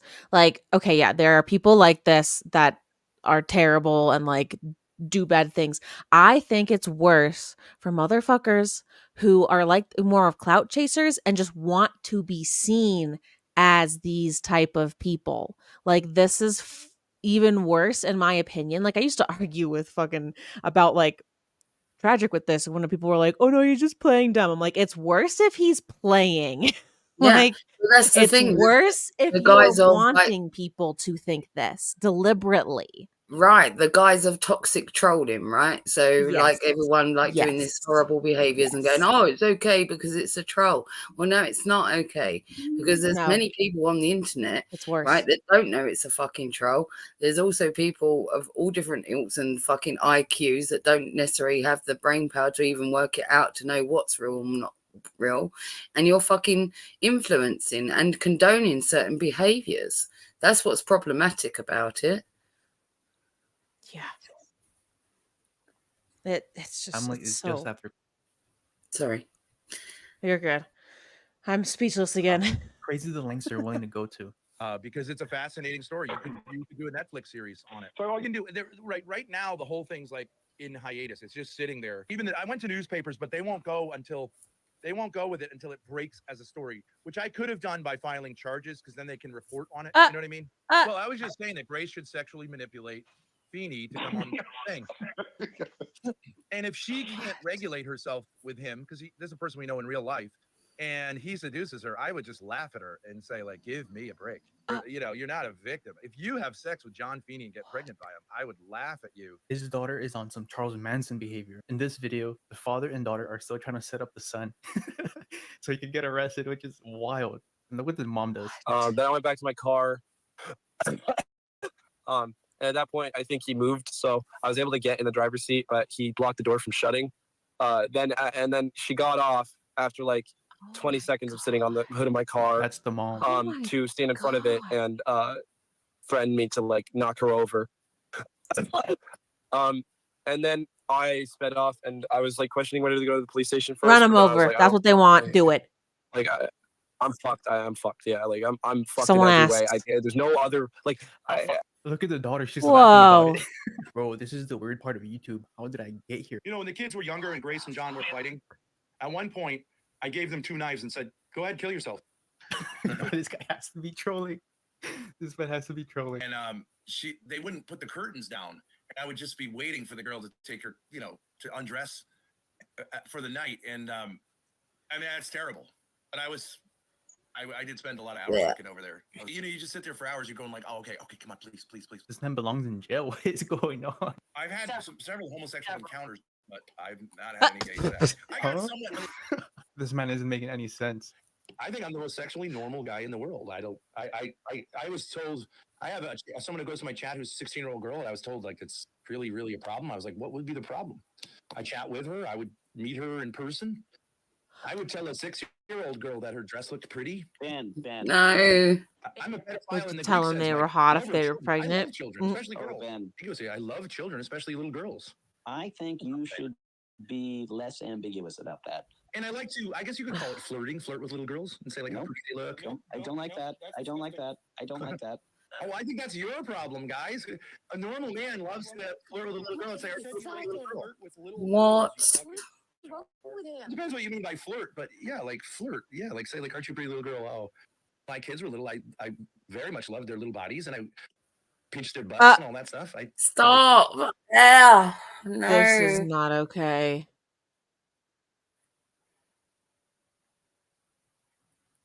It's far from fucking okay. And is there any wonder that the mother was able to attain a fucking restraining order? You know, because regardless of this man going, well, this never occurred, it's all trolling on the internet. This is not okay. This is not fucking okay by any means.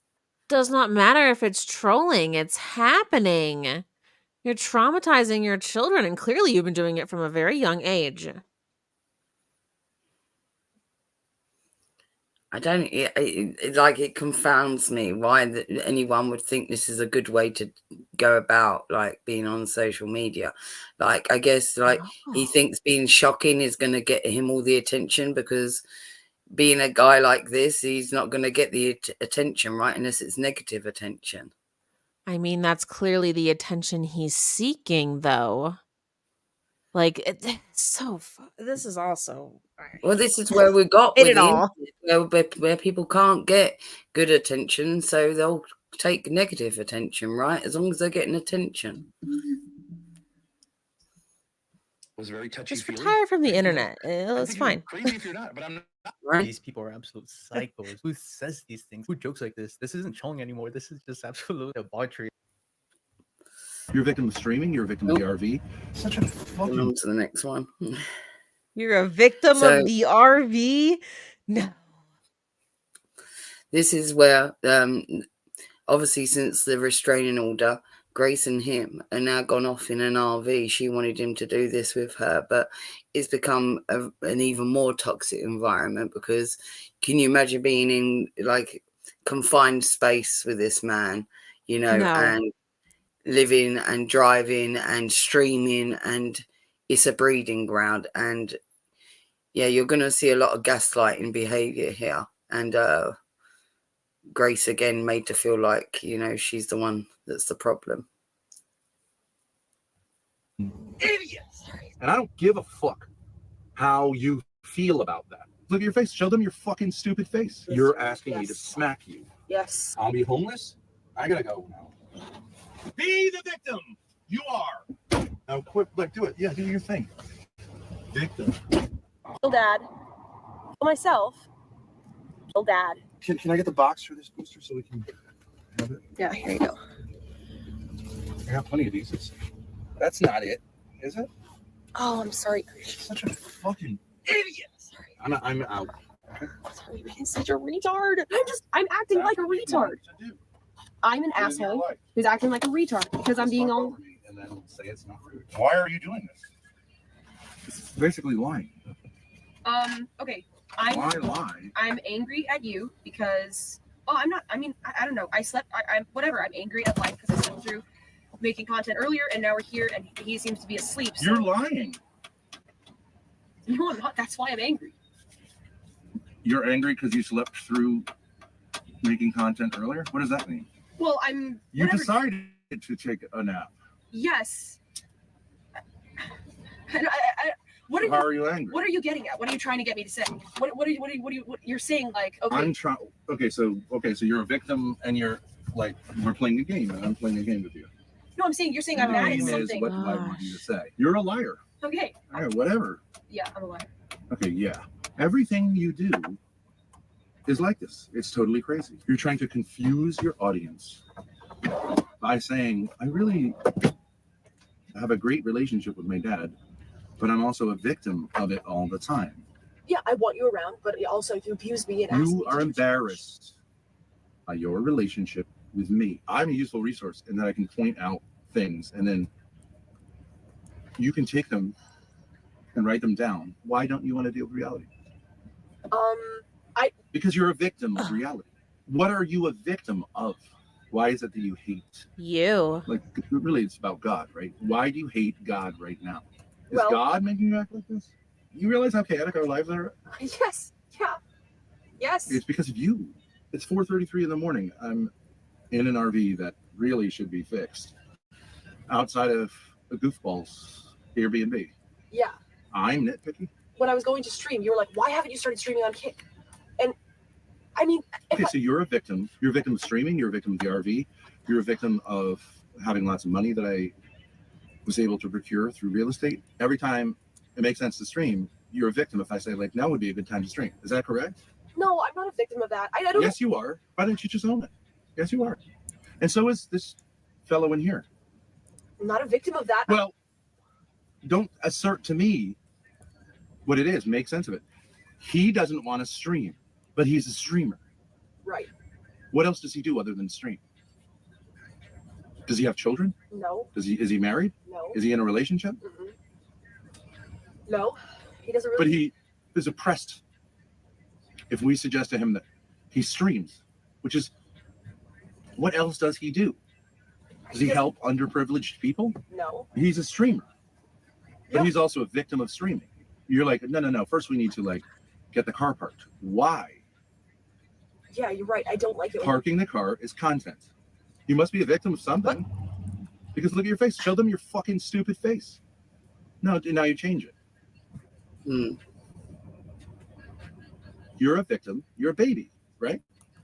Right, that's Whose what I'm father acting abuses baby. Yeah. That's what I'm Okay. acting like. Why don't you sit here? I don't understand. Because you can act like a victim. So that I can read the chat. But you have another way to read the chat. Yeah, I act like a victim. Okay, of that's everything. now we're in serial killer territory. Okay, so now you're in the same moral Catholic territory of serial killers. So when I pointed out that your mother's relationship with me had a lot in common with Jeffrey Dahmer's relationship with his victims, that's a theme as well. Like he said that many times to the Courtney, his ex-wife, about like serial killers, and he uses certain serial killers and says you're acting like this, and now like he's doing it to her as well, and compares her to her mother an awful lot in a bad way, you know, like, and that's obviously she's got an awful relationship with her mother as well, and her mother is deems it that the relationship between the two of them is no longer appropriate. he turned that into a victim. What do you want to do here? You want me to, why don't I just do the math and go, get up, go out the door, shut the door behind you, and I'm going back to Rhode Island. You can't, I can't leave you with this RV because you will be a victim of it, right? Right, I will be a victim of it. Yeah. I asked you to come out here with me, and yet I've acted like a victim of you every single stream and every single morning. That is abusive. I'm not a victim of you saying that. That's clearly abusive. But now you're enthusiastically agreeing with me about you, which means you've now become two people, one that's condemning the other. That is true, yes. And now you're agreeing, now you're a third person who agrees with me about those other two people. Now there's a fourth person who's What are commenting they on even those other three like? people. What are you doing, dude? I don't You're know. sitting in a car doing fucking nothing. I mean, How many different people are there going to be here until I agree with one of them? It's never going to happen. I think you're better off not being around me if you can't stop abusing me. And I don't give a fuck how you feel about that. You should stop abusing me or go away. Why don't you just say, I fucking hate you, and I hate God, and I hate life. Okay, yeah, that is Honey, You're a pick slob. up the lighter, grab a can You of don't do gasoline, anything. dump it on your You're a father, goat in light life. him. Oh my God. But you see how he outlines his terms, what he needs to be said.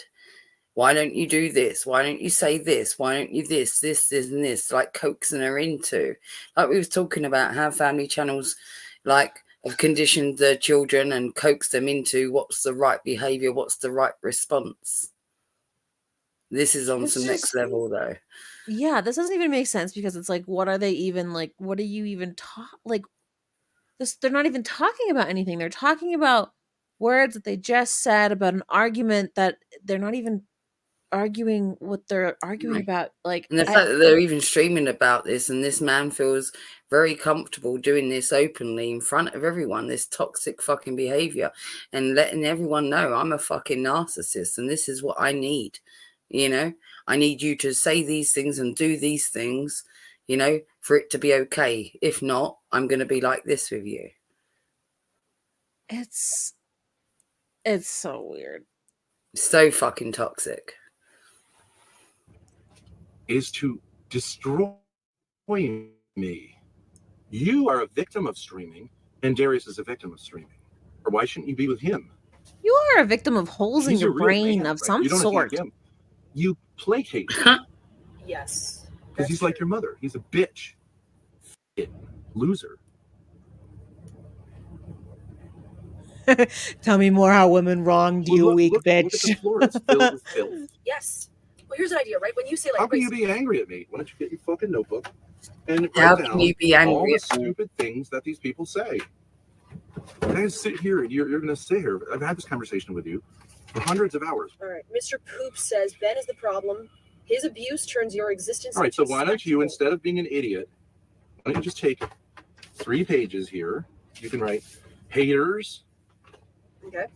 People in between, and people who are sympathetic to my point of view, and just write the names. Let them make an extended argument. That's stupid. That's stupid. That's a stupid way to use this. I'm just gonna use it just to get the ideas down. You just write it here.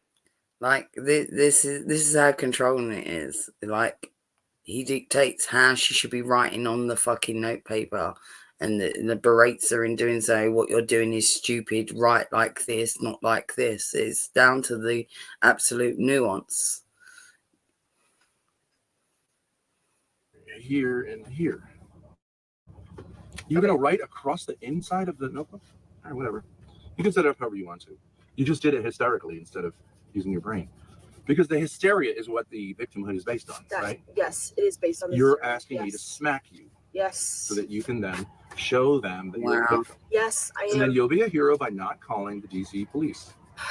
Okay, yes, all of that. Or maybe you'll break and someone else will call the DC police and they'll show up. Can't you put a pencil down? Oh, damn it. I'm taking a break now. That's because we're parked at an angle. I should. You don't know how gravity works. Okay. You're a victim of gravity. I'm not a victim of that. You did that. I'm out. Retard. I'm out. Okay, I'll do this. I don't care what you do, when you do it, why you do it. I think you should figure this out and let me know by the time Darius wakes up. Let me know. You're going to take this RV, transfer it to your name. That's fine. And wreck it. Go ahead. Or just tell me you're getting on the next plane wherever.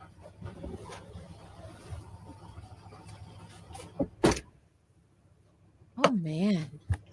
Well, where the fuck is he going to go? What the fuck? Who cares? Let him go. Everything is driven to like these ultimatums. If you see like the way that he left that stream before, the way that he like flounces off, it's going to be my way or the highway, you know? Okay, bye. Have fun on your way. Toodaloo. Oh my god. How did I get the group? Oh, for the thingy. Okay. Oh, it's going back. I'm not saying that I don't have any positive qualities. I'm just saying that I sort of have two people, and when he, yeah, it's crazy. I think it's freezing. You have been extraordinarily abusive towards me. I'm saying the fantasy is about myself, that I'm more competent and more stable and more appreciative and grateful and respectful and all that stuff than I actually am. Yeah, that is a fantasy. Right. You're a fucking asshole. Yes. Greedy, selfish. That's like having a horse that you beat the shit out of that you also need to carry your cart to market. And you're going to blame the horse that you didn't succeed at market because you beat the shit out of it. And you're saying, like, why don't you accept that? What the fuck is wrong with you? Forget about the not accepting part. It's What not. did you forget about yourself? Fuck you. Fuck you. Forget about that. I don't accept it. Okay, fine. Don't accept Go it. talk to someone else. I'm only here because it's freezing outside. You say, accept me, nigger. Accept, nigger. Fuck Get out. you. Freeze. Bye. Fuck you. And yeah, you can think it's hilarious. Yeah, I think that's where he was saying the M word, where it went a bit funny on the audio there. He was a F-U N-word he was saying. Because, again, this is all about garnering toxic attention, you know?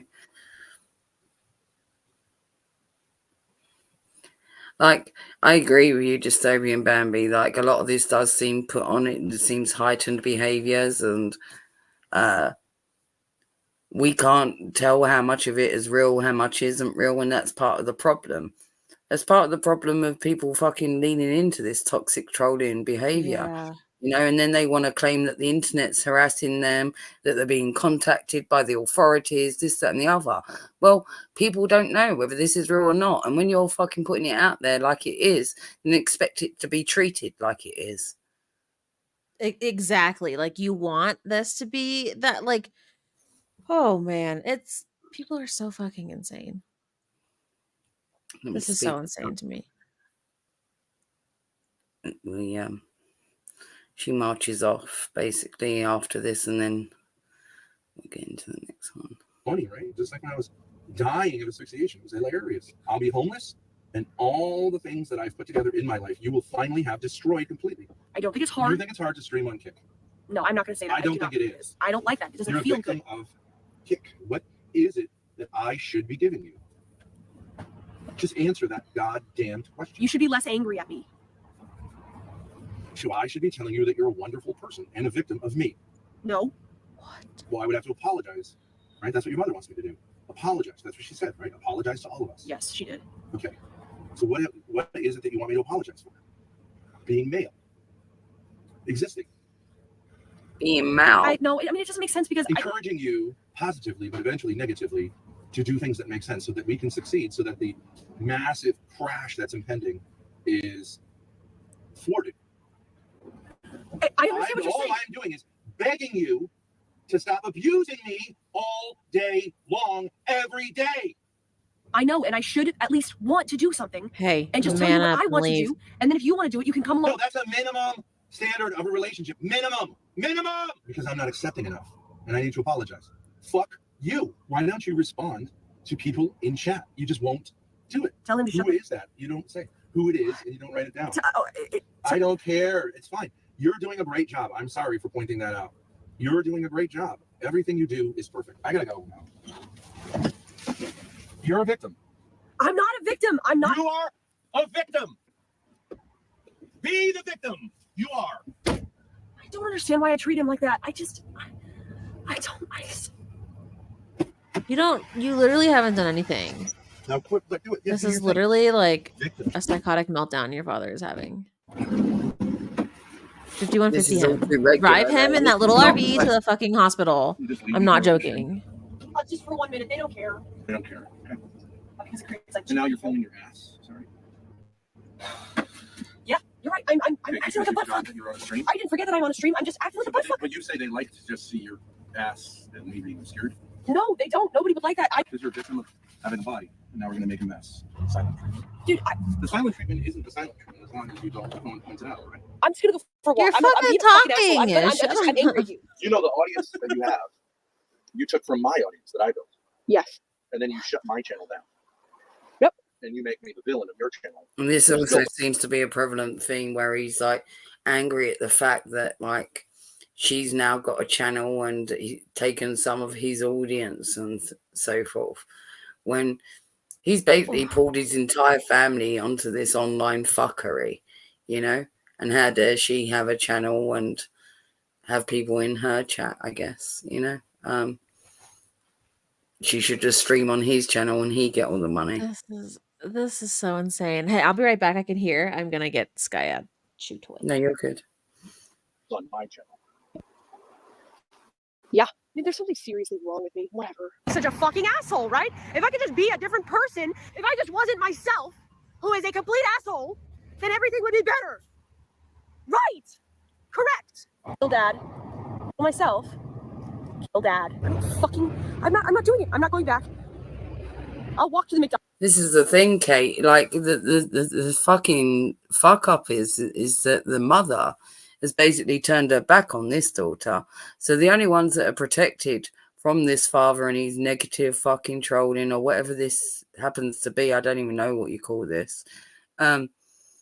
She stopped caring about this daughter because she genuinely believes there's some sort of incest going on between the Grace and Ben. So this daughter's been left to her father's fucking devices, basically, and I think she's more than happy to participate in it. She also has become indoctrinated by like her father's fucking ideologies of wanting to be like some sort of online star, you know, and get the attention no matter how you need to get it. A star of crying about nothing. Right, yeah. About your own creation you raised on you. They seem broken, Kate, because all their fucking priorities are up in the air. This is just fucked up. No, I can't do it. I can't do it. It's too fucking crazy. The Hugh hand is my fucked relationship with my dad. It's so fucked. I'm a fucking asshole. It's so fucked. It's so fucked. It is so fucked. It is so fucked. I don't even really care. I don't even really care. That's the problem. Leave. I'm an incompetent baby.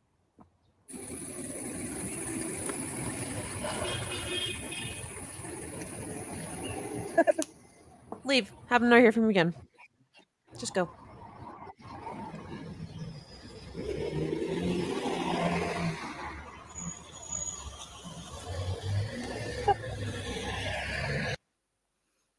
Supercharge your business with the all-new Shopify point of sale, the all-in-one POS solution built on platforms like YouTube. Is that what Nix So- has? So this brings us up to more currently. So this is Diesel, this guy here. He's got into that. He also with Xylee Gets Real and Medicare have been covering the Thorps, and because of the this is just before the swatting occurred. So he was talking about everything that led up until that, and then we'll go over the swatting stuff that I got off of Medicare's stream, and then we're up to date. Desperation is a common trait amongst many a streamer and content creator. Some were once thriving channels who've fallen onto hard times that are now in need of cash to continue their lifestyle. Others on this platform lack self-awareness to realize how showing this desperate side can only hurt them in the grand scheme of things, thus becoming jokes in online communities that are deemed lolcows. But what about the ones who have been self-aware or have some self-awareness and were never relevant to begin with? The ones who know they're being presented online but don't care, will stop at nothing to grab the viewer's attention by any means necessary. What if there's a whole family of them? Ladies and gentlemen, it's time for you to meet the Thorps, a literal family of lolcows. I'm afraid of my dad. What am I lying about? Take a shot. Is that a cry? And abusing my dad because my mom showed me how to do that because I have generational trauma. No, you know who sexualized my daughter? Her father in heaven. I fucking hate it though because like there's nowhere to go if you say that I'm just full of shit. Whatever. Like I just start saying in my head like okay, there's nowhere to go. Right, so this time, things are going to get weird, incredibly weird. I'm just warning you about all this right now, so actually, unironic trigger warning, whatever you want to call it, we're going to be mentioning some incredibly heinous stuff. I'd also like to point out that all of this is alleged, in that, from my knowledge, there has not been any substantial proof that has led to an actual conviction or any of that in any way. Now that we got that out of the way, let's talk about the first alarming thing, Rhode Island, aka the Ocean State. It's the birthplace of Peter Griffin, and honestly, just kind of a state. Not much to it. It's really small. I believe Sam Hyde might do a lot of work there, but nonetheless is the kind of irrelevant state that nobody really wants to go to. However, if you'd like your daughter, this state is for you, my friend, because apparently incest is illegal between consenting adults within the state of Rhode Island. And not only that, the age limit to be a consenting adult in Rhode Island is 16 years old. So technically, if you want to, with a 16-year-old daughter, then there you go. Head over to Rhode Island and become the family guy. The Ocean State apparently really loves this sort of family lifestyle. As such, there have been many a case. So you might be wondering, why am I mentioning incest? Well, let's introduce our main characters. Hailing from beautiful Rhode Island, the fabulous family, that is the Thorps. This is going to get complicated, so to keep it simple right now, the Thorps consist of four main characters within the confines of the internet story here. First off is Ben Thorp, a 6'8", 50-something-year-old Goliath of a man who is insanely bipolar and incredibly captivating to the point where it's hard to look away. He's actually completely fucking nuts, and you're going to see why. Literally driven to homicidal, well, I would say violent rage. Non-homicidal, violent rage. Every day. Then we have Courtney Thorp, also over 50, I believe, the ex-wife or wife of Ben Thorp and mother of his children. She is also very mentally unstable and is a frequent self-sabotager and a kind of a attention freak. My girl, don't lie to me. Tell me where did you sleep last night? After watching a lot of her streams, though, I feel mostly bad for her because she tends to get milked for content quite a bit by her ex-husband and daughter. By the way, speaking of daughter, the star of the family, if you will, is one Grace Thorp. Now, Grace seems sweet enough. At first glance, she almost comes off like a normal young woman in her early 20s, just trying to make content. But after watching a few hours of her streams, you'll find that the apple doesn't fall farther from the tree, because just like Ben and Courtney, Grace also has her bouts with mental illness and has exploited her mental state on live stream from time to time. Like her father, she also participates in playing up the family drama for views, as she's what you consider a henchman for her father. She seems to be attached at the hip to him. However, she might be a little too attached. Remember how I had just mentioned all that incest earlier? Well, we're going to get to that one. The other sibling is John Thorp, who seems pretty normal. Just a young kid who's in way over his head with his insane family. There's also another brother named Tommy, but he's not on streams as much and seems normal enough. From what I believe, there are 3 other kids, but they're all minors, so I really don't want to give them that much attention because that would just be unfair to them. So that's the family as you need to know it. The Thorps, the family of lolcows. Ah, look at these. Aren't they cute? They're so in love, too. I bet they lived happily ever after, right? Yeah, no. Trying to paste together the Thorp's background is very nauseating, as it's all over the place, and Ben Thorp is an unreliable narrator. Again, the giant of a human being is also crazy, and has been reported with bipolar disorder, but don't worry, because he apparently also cured himself of that mental illness as well. At least that's what he claimed. As far as I can find, Ben began working as a Catholic theology teacher, where he would meet his future wife, Courtney, who was also working as a teacher at the same school. The two wound up married sometime in the early 2000s after Courtney had become pregnant with their oldest daughter, Grace Thorp. After that, they would have 5 more children. When she got pregnant, that was before you guys were married, right? Yeah, I'm saying that pregnancy was Grace. Yeah, okay, gotcha. So I'm glad we didn't, it's Catholic school. Basically, they want you to have an abortion, I think, in a situation like that, because it's embarrassing for the school. And everyone does. Like, everyone's having premarital sex and there's no children. So Yeah, I ended up trolling that very school into supposedly calling the FBI on me years later. So yeah, we have a whole other thing that we're going to be doing. So after teaching, Ben moved to work on in real estate, where he found some success and made a little bit of money. Sometime in 2012, the family opened up their own family business, but they managed an Ethiopian restaurant. And this is where things sort of began to dissolve for the family. Courtney reportedly became overwhelmed with tasks. Ben later explained that she did not know how to delegate the work for the employees that were under. See, this is kind of another thing which kind of makes me think that it was all a money-making scheme, right? And so if you just hear then that they opened up an Ethiopian restaurant, now clearly, obviously, none of them are Ethiopian, but they hired Ethiopian staff and whatnot, and it wasn't a success. You know, they probably lost a fucking ton of money. Anybody that goes into restauranting usually does. If you're not a success, then it'll just drain your bank accounts. I think this is where this idea was cooked up.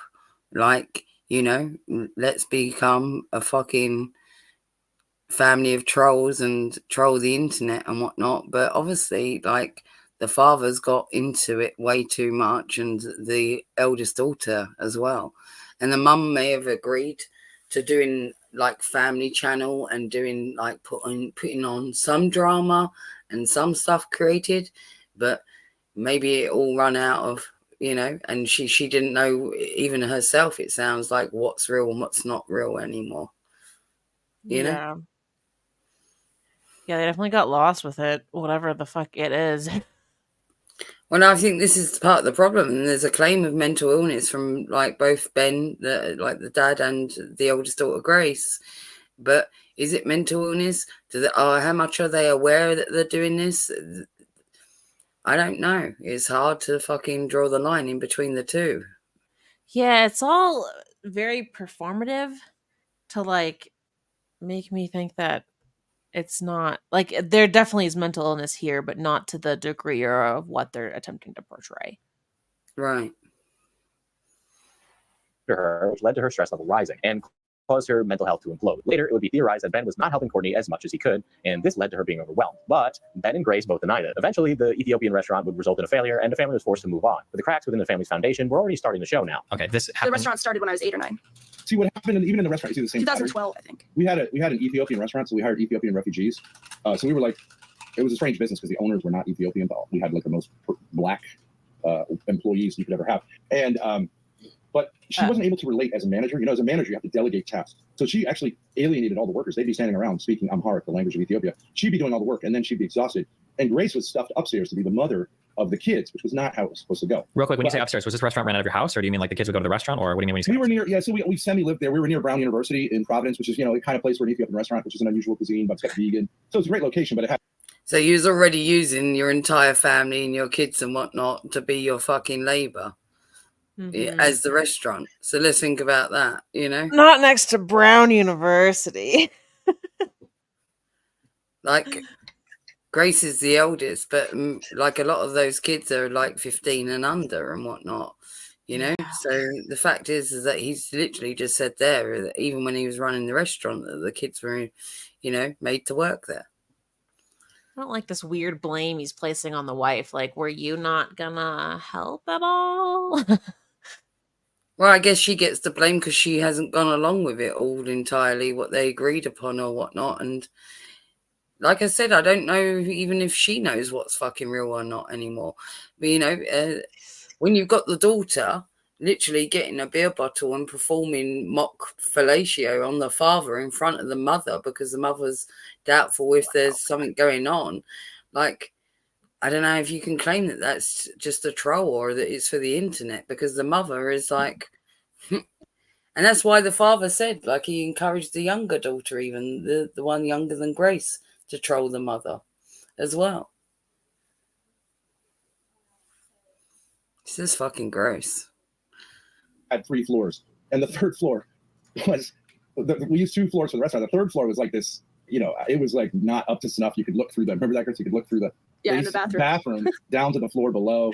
But I mean, it was okay. Sometime in either 2017 or 2018, the Thorps experienced somewhat of a rift between the family, and it would only get worse from there. The major division with the family was between Grace and Courtney, who Grace has accused of being emotionally abusive and neglectful. And during Grace's childhood, while they were being homeschooled, Grace was forced to act as a second mom to her siblings, which was an emotional toll for the daughter. As pointed out in a Reddit posted on the DGG subreddit, a Reddit user going by Black Trinity, some of the allegations of abuse that Grace had levied against her mother can include the following: Courtney telling Grace that she was just 16 years old when she hoped Grace would kill herself, abandoning her children, physically abusing Grace's younger brother John, not maintaining the house to the point where the kitchen turned into a moldy rat-infested pigsty, forcing Grace to fake documents so they could pass their homeschool curriculum without really learning anything. Now, later on, it was revealed in an interview that Ben was the one who brought up Courtney's abuse against Grace to Grace after reportedly coming to the realization that Courtney was trying to manipulate Ben into thinking that his daughter was a horrible person. During this, Ben claimed that he later came to the realization that Grace was actually a wonderful human being, even though he treats her like shit, and that he was being turned against her. This would be around the time when Ben and Grace would grow much closer, and Courtney would drop out of the picture altogether, allegedly neglecting her children as they grew older. Eventually separated from his wife, and he and Grace would move in together across the state, where his two older sons, John and Tommy, would later join.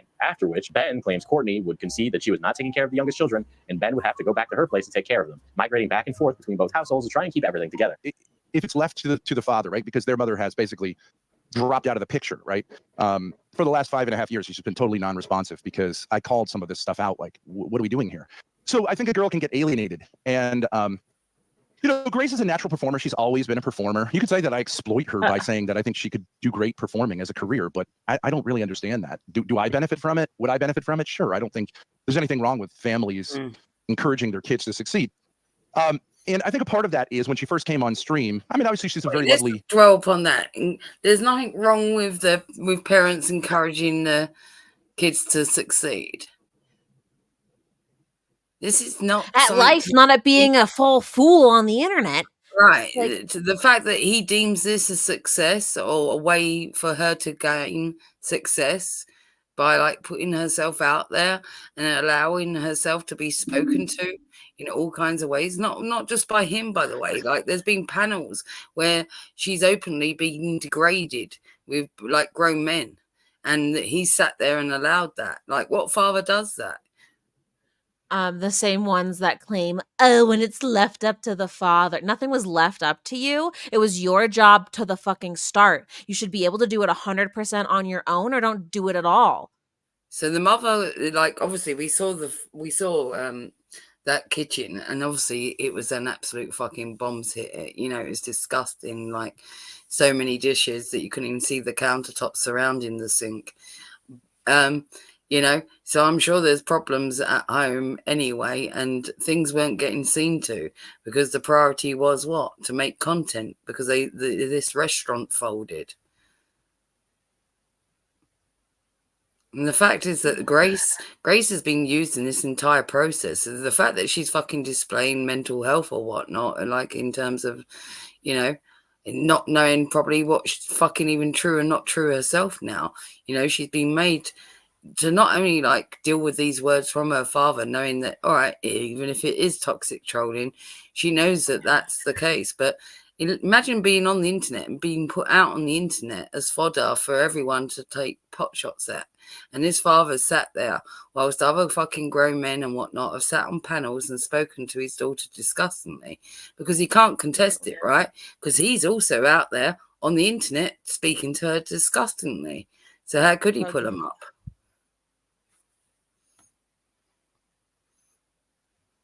Young lady, the sexual, let's say, the sexual attention that an attractive young woman will get on stream can be difficult to negotiate. Would you agree with that? Sure, it can be difficult. But it can be exciting, overwhelming. Go ahead. Yeah, but I am not disagreeing with that. But you are talking about this man is 45. He talked about pimping your daughter out on you know, and no father, I think, who, or any parent really, who is following a religion. Now, in March of 2023, Courtney would allege to cut ties with the family in hopes of starting a new life. This would cause a lot of conflict for the Thorps, and unfortunately, it would all be exploited on stream. We'll get more into the streaming exploits of the Thorps later, but first I wanted to talk about the biggest reason for this rift within the family, and that reason would be the Family Guy, the incest. Phone, and she sent me something. You know, a teenage girl will send something. Maybe it was an emoji of a. I think phrase it was, "Hey, can you come up here and bring that big dick with you?" And yeah, right. Emojis. Yeah. I have no memory. I don't know. Yeah, something like that. I'm sure. I used to call her tits when she was 16. You know, whatever. It's a joke. Yikes. I like how that guy was like, this guy won't these kind of protect his accusations came out by daughter. a Like, bunch the of man bad-faced won't even do trolls the to the Thorp fucking dishes. Like, what the fuck? Right. This is the thing, like the state that they're all living in, you know, and like to me, it's kind of questionable that like authorities, you know, like child services haven't like involved themselves more with this Also- couple and their kids. Just to note, the guy that we're looking at on stream, first of all, I'm confused by the fake bullet holes in his shirt. Second of all, why is he barricaded in the room he's in? Look at the door. He's got like that bar under it. Like he's really barricaded himself in there, wherever he is. I don't know. I kind of like the fake castle walls though. Look. Fake castle. It's like you got like a MDF fucking wooden door over here, and you got fake castle walls here. Well, it goes with his fake, you know, holes in his shirt. Like, what is? I'm really confused. Is he okay? I know he does quite a good job at covering though. He did a stream a few days ago with Sally Gets Real, updating on this Thorp situation. Fan base, but no, these rumors of sexual fraternizing between Ben and Grace were actually sourced by one of the family members, Grace's brother, John. Now, John had claimed that during COVID, his father, Ben, was being sexually explicit with his own daughter, Grace. The story goes that while John was going through Grace's phone, he would find text messages between the two in which Grace was sending eggplant emojis to her father. The text reportedly read something like this, quote, "Bring me that big D, daddy." Now, there's some discrepancy here with the age. John claims that Grace was still a minor at the time. However, Ben would go on to say that this was false and that she would have been 18, but Ben also added in the caveat that he did not remember this whole ordeal happening. But if it did, it would have happened during the time period around when Grace was an adult. Needless to say, when it comes to the state of Rhode Island, it really doesn't matter either way. However, some rumors and accusations have speculated that the age could have been younger than 16. But again, there's never been any sort of confirmation about this thing. Ben also said that he and Grace would joke like this all the time, and it was nothing abnormal, revealing that when Grace was younger, he would make sexual jokes towards her, and that her nickname was, quote, tits, or quote, why don't you bring me some beer? Which guys, I don't know about you, but if you're making jokes like this to your underage daughter as if she was some cocktail waitress in the 1970s, then maybe, just maybe, you want to rethink some of your parenting strategies. Well, I introduced Grace to when she was, I don't know what age, what that means, underage for what? Sexual intercourse? Yeah, let's... Minor? Under 18? Yeah, let's call it a legal minor. Wrong tab, hold on. Well, I mean, whatever, I don't remember. So they were saying how like it's happened so much, like they joke like this all the time. So he normalized this behavior. Then you're admitting then that you've normalized this behavior with your daughter. Like it's like your excuse. That's what I mean, and makes it worse. There's a part of it that's conditioning. There's part of it that's coaching. And all of it's been normalized, like this is okay, you know, and no wonder this young girl doesn't know what way's up and what way's down, sort of thing. But I talked about, obviously, sexual things with Grace when she was younger. I mean, jokingly. I called her tits, I think, when she was 15. Hey, tits, why don't you bring me some beers? But I think I've consistently said, like, I don't think that's... No, I mean, Mike, I mean, kids these days know about this stuff at a much younger age, and I think adults... I'm not saying they don't. I'm saying, like, you don't have... It's funny you should say that, Kala, because this is why I brought up the fact of being in Rhode Island, because it is legal there. Yeah, that, unfortunately, you know, he can, as long as she's of the age of 16 and older, the incest is fine there. Yeah, it's fucked up. I actually Googled it because I was like, how many, like, if there was numbers on it. Couldn't really find any numbers, but it's not legal to marry your father, but it says consensual incestuous relationships are not criminal, not criminally persecuted. Isn't that fucked? To engage it. There were also some insinuations that Ben and Grace had gone beyond just weird flirtatious tech, and that this father-daughter relationship had allegedly gotten physical. John would allegedly bring this up to the rest of his family, including his mother, Courtney, who ended up believing the allegations, creating a massive split between the family. Courtney and John versus Grace and Ben, as both Grace and Ben believed Courtney was delusional and used these allegations to fan the flames of their hatred for Grace. Grace even claimed that Courtney had grown jealous of their closeness with Ben and Grace's relationship. So this is their kiss. So Ben goes in and says, "Happy birthday, honey." He sings her happy birthday and says, "Can I get a kiss?" Puts his arms around her, traps her, pulls her in, and makes out with her. Bro. Like, what in the fuck? Stop. Why? Don't like it. Why? I What don't are want you to doing? look at it. I do wish that was me though. I wish Ben would kiss me like that. Inserting these insidious sexual desires onto them to use as ammo. The younger brother, John, however, truly believed that this had happened and that his own father was preying on Grace. And unfortunately, the rest of the family was caught in between. It is worth mentioning, though, that Ben Thorp has admitted to sexualizing his own daughter for views, letting her dance in lingerie for her stream. He also plays this weird semantic game where he'll go on live streams and admit to fondling his children, but then will state that fondling isn't necessarily sexual when used within the context of his family. Hugging his children, playing with his children, caressing his children while they're crying. These are all things Ben considers as fondling. The idea that a woman, if you Google fondle, stroke or caress lovingly or erotically. yeah, right. So yes, stroke. So it's or caress completely lovingly. reasonable, completely reasonable, with, or erotically, for me to think that maybe you're talking about in an appropriate way. Well, physical intimacy with your children is similar to sexual intimacy in the sense that both things are involve touching, and everyone gets so fucking uptight about it. It's ridiculous. It's just ridiculous. So you wanted to know what my message is. My message is that I don't think Stardust, you actually have any problem with what I'm saying, and there is no other word for it. We don't need to redo the entire like English language because yes, things have dual meanings. I've said it's do you totally fondle fine kids? to. Then do you fondle your kids?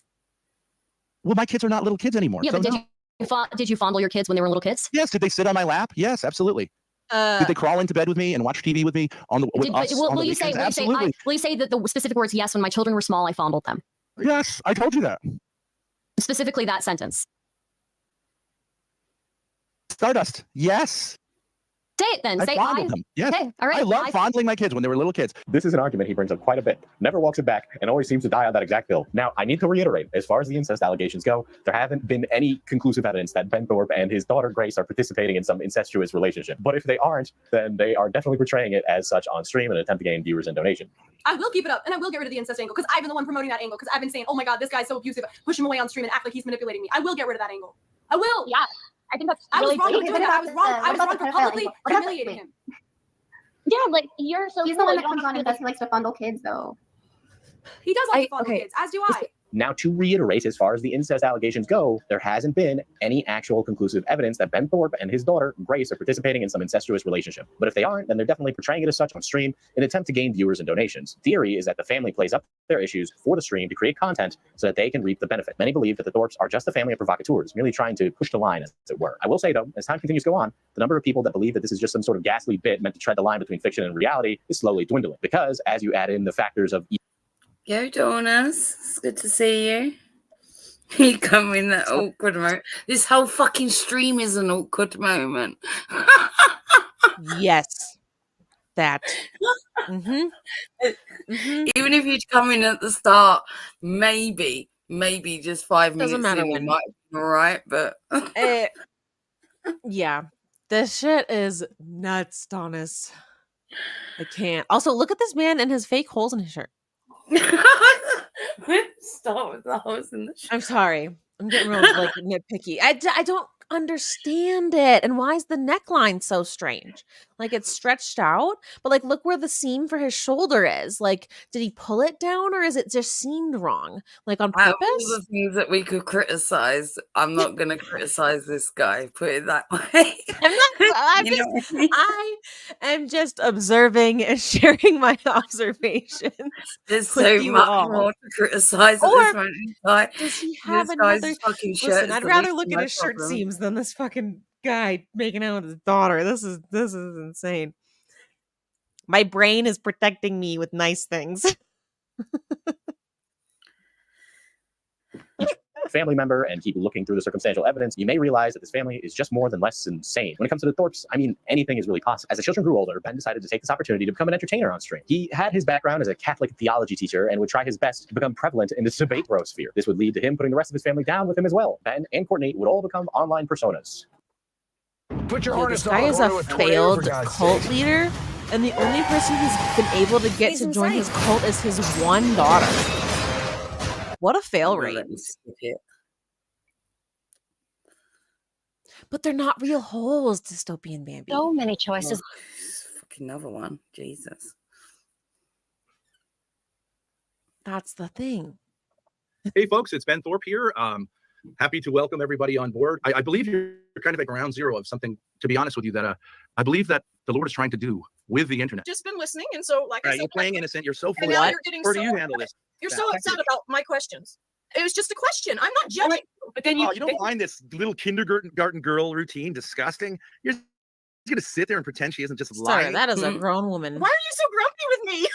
Gosh. Because you're a disgusting Wow, you're so human grumpy. being. Hey, could you I mean, it's just an let act of me love. You smile? are disgusting In your human religion, do being. you believe Disgusting. Look at do you you. believe in forgiveness? Okay, broke up. Look at you sucking on your gigantic soft drink. Ben began streaming in late 2022 after selling a bunch of his property in preparation. In the early stages, Ben attempted to break into the conspiracy community and would participate in religious debates, and it wouldn't be long before he became accused of being a grifter. At one point, Ben reportedly paid $1,000 to debate the streamer Big Papa Fascist, aka Andrew Wilson, for a guest spot on his show called The Crucible. The two would later have a public falling out that created a lot of drama within that community. The number one thing on the list, trust your mother and father. You should definitely do that, right?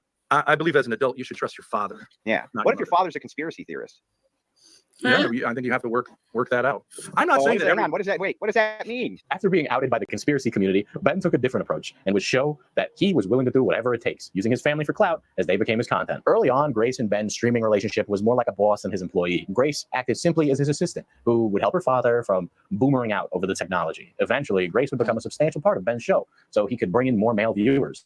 Grace then transitioned to her own channel, where she would stream and gain a following, becoming more prevalent than Ben within the streaming community. Courtney would also become seduced by the opportunity to start a YouTube career and wanted to stream on her own channel. Most of her streams would involve her just dancing in front of the camera and being really fucking weird. Soon the whole family would get involved and it would turn into a complete shit show. While streaming, Ben was at a terrible disadvantage. You see, he was optically obtuse and was also way too forthcoming with specific details on stream, unleashing all kinds of sexually explicit details about himself that should have stayed within the confines of his man cave, which, as we all know, is a major symptom of becoming a lolcow, as the incoming viewers would use this information to their advantage, milking Ben for all he's worth. You just want to know, is it really frosting? Mike, you tell me. He thinks his semen was going to taste You don't like have to answer frosting. this, Mike, but everyone knows it's true. Have you tried your own semen? Is that something you did? You're like, one day you're like, I'm going to taste that. That looks yummy. The answer is, of course, yes. So you may have tried others, but just for a taste test. Now, the streams provided content, but it did not stop there, as Ben, Grace, Courtney, and John would find themselves in their Discord server, arguing with each other all the time, for reportedly 5 to 6 hours a day, providing content for all the incoming. Yeah, why is this giving me like older tragic vibes? Like, don't make me say he has better facial hair than fucking tragic. God. No, I know, but you know what I mean? Like when the monster grows older, it's just like, Here's the thing. This, unfortunately, this guy is more intelligent than well, we know that, but I mean in terms of similarities of like this toxic trolling and like accepted behavior, like it's getting his kids involved, all kinds of fucking weird shit like that. Like, yeah, well, we've all seen the questionable accepted behavior of said individual, you know, so like it's very similar. Very similar. Except Tragic isn't smart enough to get anyone to like act like this or join his quote unquote cult. Like, it's a little. Ugh. I don't even know. There's also a mixture of some negs vibes there, like this whole like, if you can't get good attention, get bad attention, right? And and that like mindset to me is what is so fucking bad. Like, it's worse than the people that are just like actually insane and just doing it because they think that this is how they're supposed to be. Like, this is intentional and purposeful. Ugh. Traffic of rabid pot stars within the Discord, who of course proceeded to record the VCs, and this is mostly not a Discord. Oh no! Source of controversy. Enter the many devil. lolcow hunters and A-loggers began entering this Discord to see what all the fuss was about. This is how content creators like Shamu would become aware of the Thorps. And so the girl I was living with, she said to me, she's like, one day she was like, guess how old Josh is? And I was like, I don't know, like 21 or 20. She's like, lower. And I was like, I don't know, like 19. She's like, lower. And I was like, 18? She's like, lower. And I was like, 17. Wait, what? Like, yeah, 17. So apparently like a sex offender as well. But I'm really hoping the statute of limitations is run out on that. What? I don't really feel bad about that at all. What? At all. I do not feel bad about that at all, because he kind of deceived me. And well, whatever. He's a 17-year-old guy. Like, how is that like a big deal? You know? Man, why did you marry a pedophile? Now, during these streams and Discord calls, there would have been these makeshift family therapy sessions where Courtney would come off very guilt-driven, as she would admit to being a bully when she was younger. She also had a horrible habit of being too forthcoming as well. For example, the mother admitted on live stream to having sexual relations with a 17-year-old while she was an adult, wording it the worst way possible, and it was total lolcow behavior. On stream, Ben and Courtney's relationship was insanely toxic. Mostly, it's just Ben continuously demanding her to listen to him while she tries her best to do so, but no matter what she says, Ben isn't having any of it. Grace and Courtney's strenuous relationship would be platformed for all the world to see as their adversarial history began to sprout on the streams. Their family lore poured out into the content. Grace used See, this is when it becomes like toxic trolling and blurs into real life, because obviously there was a breakdown in the marriage. So regardless of whether like she agreed to it from the beginning and a lot of it was put on, I think it did start to bleed into real life, and the way that he spoke to them all on stream is how he speaks to them in real life now. You know, because that's what happens when you're conditioned into thinking that it's okay behaviors. Like most human beings can't fucking separate the two things. Like things have a way of bleeding into each other. Well, you know? and like that's part of the thing too. Like actors act, but at the end of the day, like this dad is still saying these things to his children, to his wife. Like this is still actually happening. Like these words are being said no matter what. Yeah, but there's even been method actors that have had problems when like blurring the lines, and you know what I mean, that have gone too deep into the fucking character almost. Yes. So you know, it's like you're playing with your own psychology almost, you know, putting on these personas and whatnot and trying out different fucking levels of behavior. And if you start, it's like for example, you know, like the body, if the body feels like it's in stress, even if you're playing stress, right, it's been tested with actors, with method actors.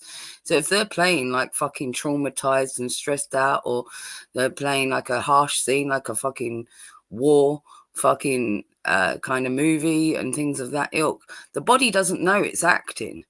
It will still have all those responses and release all those chemicals. Do you know what I mean? Yeah, that's what I'm saying. Like these words are still being said. Like Yeah, this girl is but still also hearing these like things. there's a bigger at that in terms of like even that young girl, Grace, right? It like the responses that her body and her brain chemistry is giving off would still be those of whether that's said to her in jest, in troll, or for real, you know, because that's how the body is. It can't decipher between the two.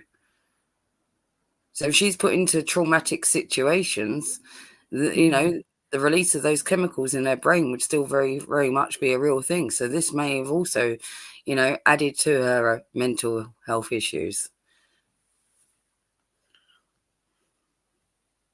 family dynamic with her mother and a drama surrounding it for views, having personal conversations and arguments that are meant for privacy on a live stream in front of chatters who are commenting on this drama in real time. Within these fights, the mother usually rolled over and apologized or took accountability, conceding to her daughter's attacks. But sometimes when pushed against a wall, as Grace had a habit of doing, Courtney would completely lose it and fight back. A lot of times this would be provoked because it would stir up more content for the family. On occasions, the fights between the mother and daughter would cause Courtney to be brought to tears as Grace would accuse her mother of being manipulative. However, even during these heated moments, the family would not stop interacting with the chat. The chat continued to fan the flames while this weird family drama would unfold between their eyes. Why would you manipulate people? So you say you're all about the truth, but then you say like, yeah, I'm manipulating people to feel bad for me right now. Why don't you stop? See, here's the thing. They're fucking matching their outfits, though. Look at you sitting there crying like a victim. Now, most of the time, Ben and Grace were on the same page and acted more like a father-daughter tag team. However, that doesn't mean Grace is impervious to Ben's psychosis, as Ben is very volatile with Grace in stressful situations during the stream. This leads to Grace being apologetic and emotional. It's obvious that she's really trying to impress her father, and I imagine she sees herself as a female version of him. It's kind of sad, honestly. Like, if you take away the sexual insinuations, at the end of the day, this is just a daughter that wants her father to be proud of her. Some have also speculated that Grace has this internal fear of turning into her mother. So when Ben picks a fight with her, she freezes up and becomes subservient because it activates the idea that Ben may see her just as he sees Courtney. Ben also doesn't hesitate to use this to his advantage and compare the two women when arguing with Grace, which doesn't help the situation. It's also to note that Ben sees Grace as a sort of content trophy, knowing that her looks can bring in numbers, which Ben encourages Grace to flirt with chatters for clout. During family drama, chatters are welcome to interact and would be brought into the fight, choosing different sides to help aid their favorite Thorp family member. A lot of the times, the IRL drama from their lives behind the scenes would seep into the stream, which would result in even more content as the family fought with one another IRL, bringing the drama onto the streams to have a weird family therapy session. So now that we've got a good idea of how the family portrays themselves online and offline, we can really get into the heart of things, because the Thorp's career in streaming is just simply a never-ending car crash that you can't look away from. And all of the drama is exploited for viewers to see. She's doing this thing. Why is she lying? Why? So that she doesn't No, get right down to it. Get right down to it. Why? It's one word. Pride? Not really. Why doesn't the girl, oh, Jesus Christ almighty. Why doesn't the girl want to say? Yeah, I'd like to get gangbanged. Why? Come on. Embarrassment. Yeah, right. Shame. Okay. Yeah. So I would say 99% of women, it's fine in a normal conversation that people say, like, I'm not going to go there. Yeah. Okay, but if you're friends with someone, every girl with a few drinks in her should say, like, yeah, of course, right? Yeah. Of course. It's funny and likable. And if you're not going to do that, you're really saying, ontologically, men are bad and women are good.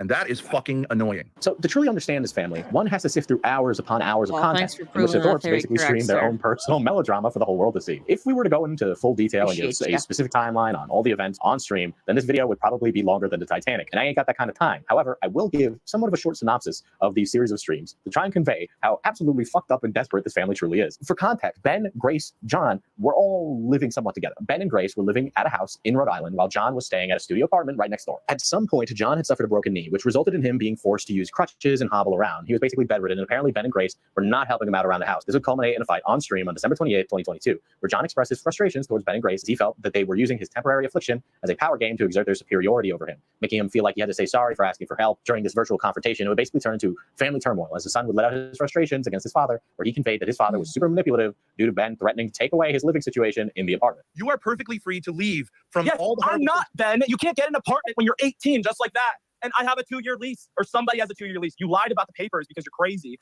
as if that's helpful. Maybe you should just tell me what you wrote on those lease papers instead of lying to me and then making me pay half the rent every month. You withhold my renting information. I have no idea what situation I'm in. And then whenever you feel like it, you can blow up my phone and ask me to come down there whenever you feel like it, and like threaten my living situation that I hate, threaten everything, ruin my life.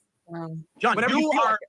John, you have You're 5. crazy. John, you have 5. Apparently. You now have 5 cats up there. Then you know why I have 5 cats? Because you invited every piece of your family to come over, and my cat escaped because everybody leaves the fucking door open. I didn't get my cat pregnant. You did. Things escalated even further when John said that Ben looked gay, and Ben would say that he hoped his son would die of starvation, proceeding to challenge his own son to a fight and claim that he would beat his knee so he would need another surgery. As a retort, John referred to Grace as Ben's weirdo little slave girl. The father and son. This is what I'm saying. Like, there's elements here that's obviously bleeding into real life that you can't claim that it's all trolling. That, like, what that son's saying, you know, and that he was made to pay half the rent and he can't just go and get an apartment. He's 18, this, that, and the other. And yeah, damn. Yeah, it's a lot. Son Bloodsport then turned into a slur-flinging contest as Ben would get onto his religious pedestal and say that John was bringing damnation onto himself. This conversation ends when Ben would then, you'll never believe this, threaten to ban his son John from the Discord. What is this Discord family drama, dude? By the way, these people are all in the same vicinity of one another. What They could have had this denomination? conversation in person, but instead they have it over fucking Discord in a server or even on a live stream. I don't understand why he can't just go to his Discord and do what he wants. I can ban him. That you want me to ban him? That's easier. All right, we'll ban you. That's fine. We'll ban him. Bitches That's are. what he wants to do. He doesn't want to be respectful. Do you want to make an like all these retards can go to your Discord in 2 seconds? So why don't you go to your Discord? I don't care. Wow, Ben killed the fucking big. Before we go even further, I'd like to quickly explain the power dynamic between Ben and his wife/ex-wife Courtney. Courtney has basically. Good to see you.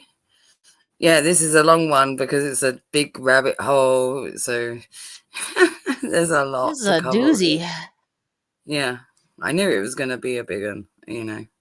But, well, we haven't streamed in a while, so I guess we're making up.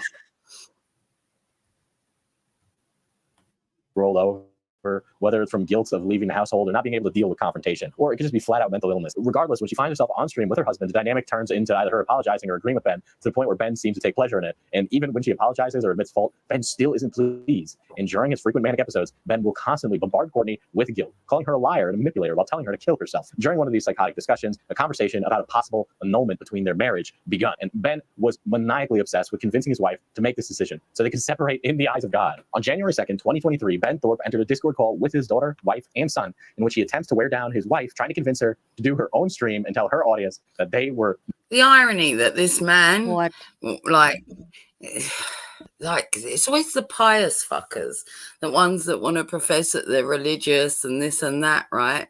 That act so fucking toxic like this. Like, this man wants the marriage annulled because therefore it's going to be okay in the eyes of God, right? Not really. You've had 5 children with this woman. You think annulling the marriage means that it didn't happen? Yikes.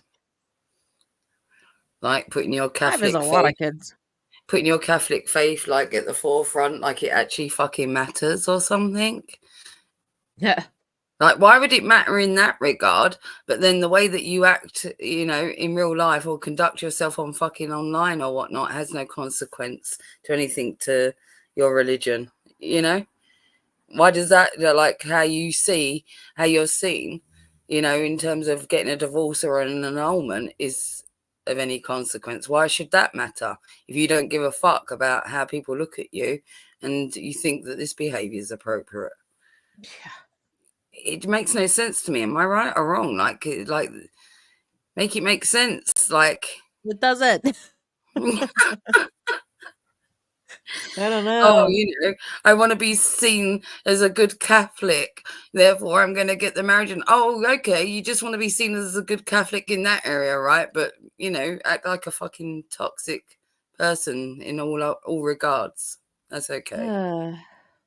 Yeah. Never actually married due to her lying during her wedding vows. The idea is that because Courtney was not a dedicated wife but promised to be one, then the marriage was null and void. This would turn into a fight between John and Ben, where John proclaims that somebody needs to call the police on Ben, to which Ben later threatens John's life as a challenge for him to call the cops. Then you're gonna leave me with this fucking maniac over here who wants to threaten me and call the police on me, and I can't get rid of him because he's gonna threaten me. All right, John, I'll fucking come up there and kill you. Okay, so call the police now.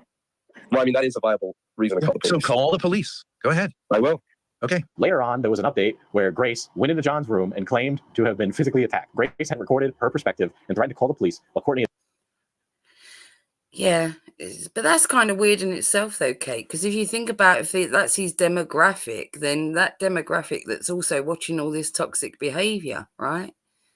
And look at this, like, something went on fucking stream, and now Grace has been sent in now to create another scene, you know, to overlap the one that happened with the brother.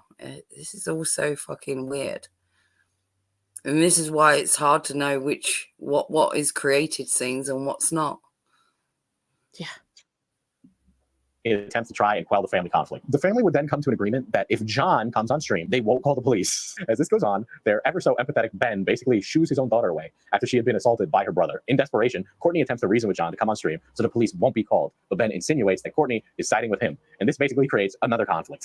Now, while waiting to see what John's decision is going to be, the family reacts to the footage. In the footage, Grace confronts John, calling him an F-slur, to which John replies, "Hey, Tommy, the younger brother, if you were nice to her, maybe she'll suck you off." John then opens the door to see Grace recording him and answers by swinging his crutch at her. Hilariously enough, as the brother and sister argue and fight with one another, the younger brother, Tommy, just sits there on his phone, as if this is an everyday occurrence. After Grace threatens to press charges, John then turns his back towards Grace, boiling with anger and smacking the phone out of Grace's hand. The whole ordeal would be milk, this drama for the stream, and John would even join the YouTube chat to talk shit. Courtney would then beg John to come on stream, all while the chat wondered if the son would actually go to jail. After this, Courtney started to loop, while Ben became exasperated and annoyed by her, leaving the stream to her while he went to check on if the police had arrived on her. As Courtney took over the stream, she summed up everything in one perfect sentence. Quote, "This whole family is a huge mess." She would then go on to blame herself for everything. Ben came back and claimed that John was taken in by the authorities. It would then turn into Ben bashing his wife about being a victim. They would then take callers who gave Courtney advice on how to deal with Ben, and it would transition into another episode of family therapy. John later bailed himself out, but nobody picked him up, and the family just continued to stream while taking more callers. While one caller attempted to talk to Courtney into making decisions for herself instead of being gaslighted by Ben, Ben kept invading the stream, demanding that she tell this caller why Ben is right. Now, when John finally returned from jail, Ben made the decision that he isn't through with his son yet, and he went up to his room to confront him. During this incident, John claimed to have tried to de-escalate the situation by playing music, but Ben grew frustrated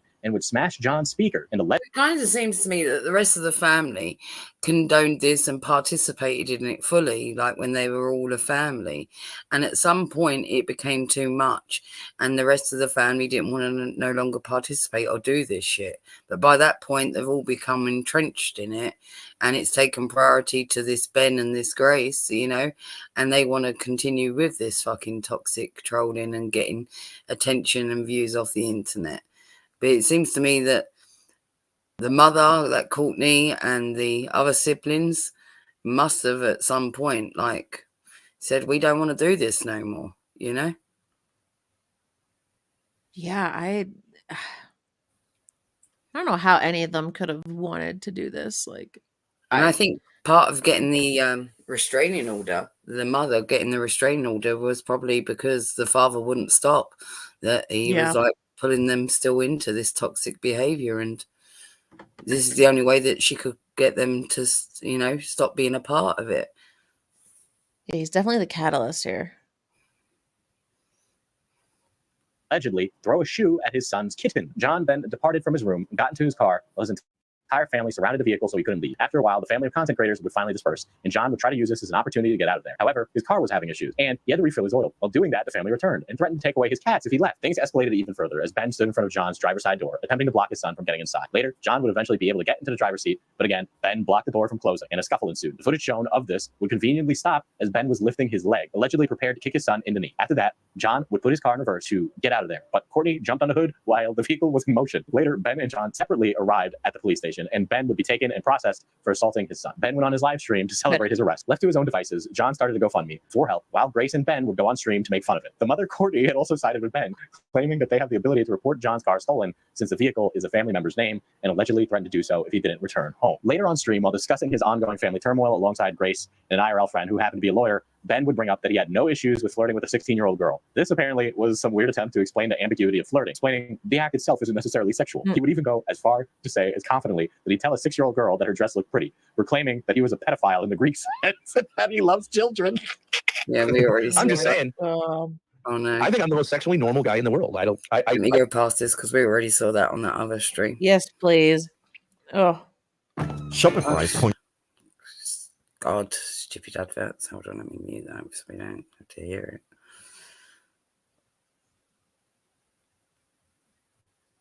In bed. He's vulgar, and some may see he treats the line between consensual dominance and actual abuse, depending on your perspective. On the stream, Courtney would basically be exploited by Ben and the sex tuber, eventually submitting to Whoremaxer, getting on her knees, and verbally defiling herself to the YouTuber. It's incredibly hard to watch, as Courtney does not seem to be in the right state of mind for something like this. The things she would say on stream would be used as a soundbite, and would basically become a meme within the family and their really unhinged community. Stay on your fucking knees, bitch. Stay there, you fucking whore. I'm a dirty slut whore. I want cock. I want cock. Good, that's what you are. And stay there. Don't fucking move, you dirty bitch. However, Courtney would not be the only Thorp woman to attend the Whoremaxer stream, as Ben encouraged his own daughter Grace to go on there as well. Now, no father in the right mind would be okay with their child interacting with a guy like this. But Ben is a different breed. He's all about the content, and he felt that Grace interacting with this character, Whoremaxer, would be great for views. Are talking about this man is 45. He talked about pimping your daughter out on you know, and no father, I think, who or any parent really who is following a religion like Catholicism or is following like a more conservative way of life would be okay with a man like named Whoremaxer disrespecting his daughter like that. Yeah, it's a joke. I mean, it's a bit. He's playing a certain part. And even we're if playing it's a joke, no, like, wait a minute. still disrespecting her, right? You assume that religious people are conservative, and I don't think that's. Well, you said yourself that you were conservative, right? Yeah, some religious people are supposed to be right. Sort of where I come out of, but that's why I say I'm moving towards the center. I don't. You think Pope Francis? I don't know what you know about Pope Francis. He's not really a conservative, and conservative people hate But he probably still wouldn't encourage a girl to dress provocative. Is this where you like profess at the Catholic Church? You know, they're all a bunch of like questionable individuals. You know, there's been many cases of priests and things, so it's okay to be religious and be a bit, you know, I don't know, but somehow you know, I think religion is used as a shield to cover a lot of misdeeds and wrongdoings, and it does not, in my opinion, warrant anyone's morality or their value. No, in fact, it's more less of you. The fact that they lean on religion to give them moral guidance and structure. The fact is that they obviously are lacking themselves, that they need that so heavily. Yeah, he's saying like it's okay even as a joke. Like you're this. It's amazing. But it's not amazing. It's not that your daughter is still a certain age. You know, it's still quite young. You know, and the fact that as a father, you know, the one job as a father, being a man on the fucking planet, is that your role is to protect your children, and you're not doing that. He's the one actively causing harm. This Stardust person here, she calls him out quite good.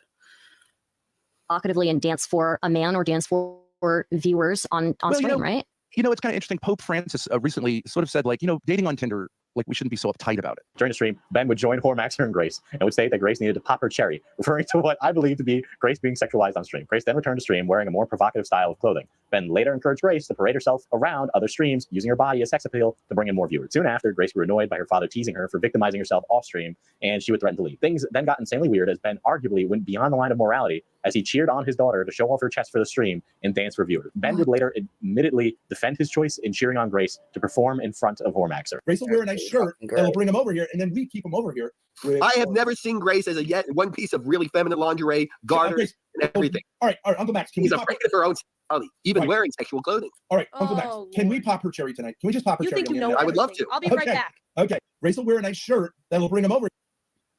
In a different stream with just Hormaxer and Grace, things would get incredibly awkward when Hormaxer would bring Grace Thorp to tears while torpedoing her with a verbal onslaught of sexual demands. These are the types of scenarios that led viewers to second guess if Ben and Grace were just doing some weird reverse Sigmund Freud bit to collect views, as many detractors would chalk up these clips to evidence against Ben. Little bitch. How was it like for Little dirty bitch, lick them. Lick them.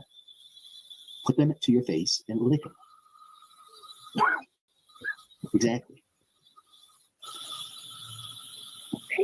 Look humiliating. Good. Good. Cry all you want. Humiliated me. Good. Good. Cry all you want. You cry all you want. Doesn't matter.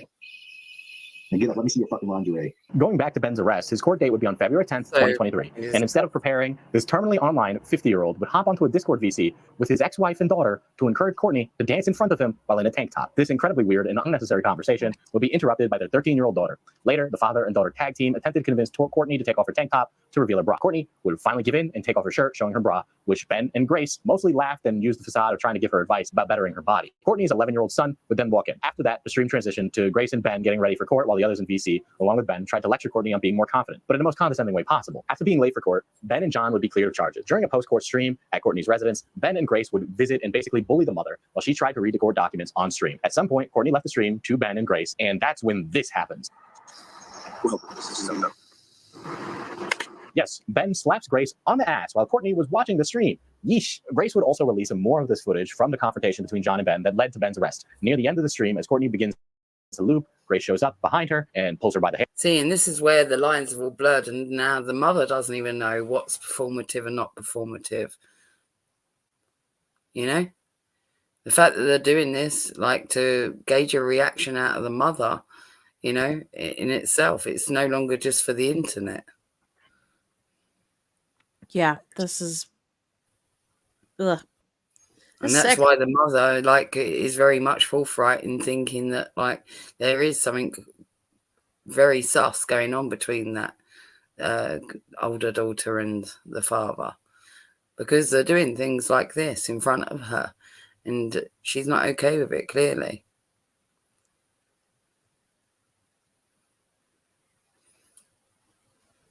Hair, dragging her out the door. Grace would show up on stream after this and seemed to be on the verge of mental breakdown. Content creators covering the Thorps have insinuated that this was due to Ben and Grace getting drunk together and quote-unquote celebrating the charges being dropped. But again, this is just speculation. The ongoing drama would take a weird direction with the Discord servers as John began stating that Ben was sexually torturing Grace and other family members. Police were contacted, but nothing ever came of it due to none of the family members coming forward to confirm these allegations. Ben would later pivot to his own set of allegations against Courtney, claiming it was Courtney who actually initiated some sort of sexual encounter with Grace. And it was also alluded to that Ben witnessed this, but it was never confirmed. During this exchange in Discord DMs, it would be perceived that Ben, while detailing his wife's sexual exploits, had allegedly confessed that he did sexually torture a family member during occurrence in what is called the quote glory hole incident. This would result in 2 detectives being called to the home. Ben would later respond that he will be filing criminal complaints against online users who presented these criminal allegations to the police. Again, nothing would ever come of this due to a lack of evidence being provided besides screenshots from a manic psycho who says all kinds of wild shit to get attention. This would be the ongoing pattern, as users would fear the worst, but can't prove due to the sanity of the family being put into question.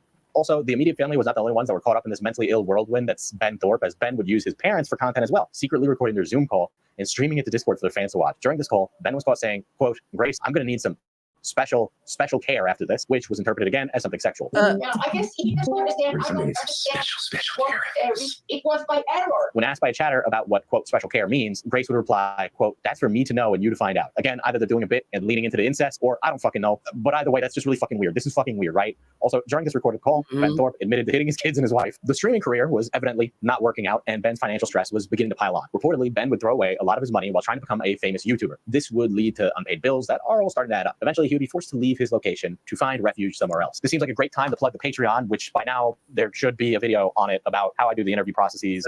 That's pretty much the sum of this one. And dang, I wanted to get into the other ones. So just let me hold on. Because this is like so fucking nuts. Yeah, it is. So we've got some more footage of Ben threatening to unalive at on a Destiny thing, but I think better just cover, and we'll come up to date now with what the latest events are. Like you saw them in the RV and arguing and whatnot, and then like this latest thing that everybody's reacting to is Grace getting swatted, basically.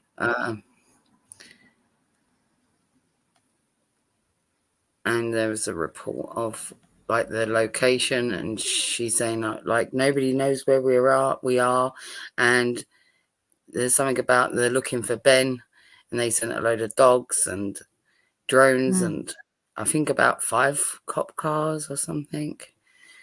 Dang. And this went on for about 50 minutes, but I trimmed it down to about 20 minutes or so.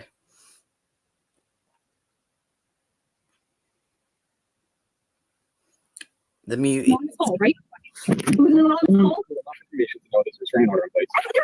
literally thousands of people online who know about this. I stream my life. There are thousands of people. I don't tell them my location. It's unfortunate. So I don't tell them my location because they harass me with police. It's happened multiple times. So if they don't know your location, how would they know? I don't know. They put trackers on my car or something. I don't know. People do this to me. I swear to God. I didn't tell anybody who was here because I didn't want this to happen. Because they keep harassing me. Okay. And we're not here to harass you, right? But you're doing this based on an anonymous call. Listen. And it's the middle of the night. There's other people here. Okay. Listen, someone called us. They gave us your name, your prodigy. They said they saw you both come in and staying here for the meeting. If they found my location, they would tell you that. Okay, because they're trying to fuck with me. But you can't just come in and say, oh, okay, have a good day, and ignore the possibility of a violation. But people have done this before to me. I have been traveling in multiple states. Right. And they do this every time they figure out my location. What I'm saying is, if somebody knew I was here somehow, they would tell you that they... Oh, this stops and starts quite a lot because she's on her laptop outside, so it freezes up the footage. It's not us, it's the actual footage itself. Me and him together to have you sent out here to fuck with me. Okay. That's what I'm telling you. Right. It's happened so many times. You're just letting them get what they want, right? Well, I don't have my phone. Yes, I'm recording this. I want you to record it. I understand that. I understand you have cameras. I have a right to record. Absolutely. I understand this hasn't happened with you guys before, but it's happened with multiple I've never met you. I understand. But I mean... So, you see where we're coming from now? When someone calls us, called it that there's a possible violation of restraining order. I don't understand it. There's no evidence. Anybody can fuck with anybody by doing this, and it has happened multiple times. So stop. Unplug. Check yourself in somewhere. Holy shit. How would they know to send us here? I genuinely don't know. Perhaps address. I genuinely don't know. I haven't told a soul. I don't speak to anyone else in my family. I can't speak to my father. I didn't tell a soul. Where does he stay at? I don't. I'm not familiar with anything, so I don't know what is in place between. And she says to him, like, I'm 21 and you're harassing me and blah, blah, blah, you know. And it's, yeah, it must be a scary situation. You know, she's a young girl and all these cop cars are turned up with fucking sniffer dogs and all kinds of shit, you know. And it is too much. And the fact that, like, it's happened all too often. Like the authorities are being contacted because there's a legitimate concerns, because not everybody fucking realizes that what her father and she's doing is for this fucking toxic trolling. And then that, like, they want to complain about when the actual authorities are called. But that's a fucking hazard of your occupation then, isn't it? Yeah. There's an NCO put in place because he violated a previous NCO. It was put in place because of a domestic violence charge that was dropped. So the NCO is in place. It's in place. I'm going to petition for it to be removed on June 17th. But you haven't seen him since that last I'm night? not going to answer questions.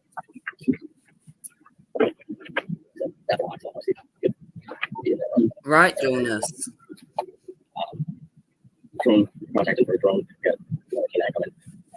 I'll see if she looks into anything. We're just gonna do our throat, make sure we're not getting misled here, and as long as everything's fine, then we're gonna wait. That's all we want to make sure that we're walking away from our violation. Right. You know what I mean? Embarrass me in front of everybody in the We're not trying to embarrass you.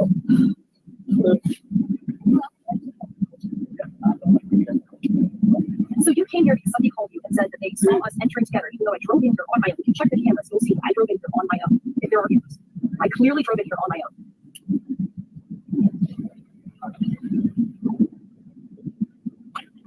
We've been to the site before. Yes. Have you had this issue when you're here?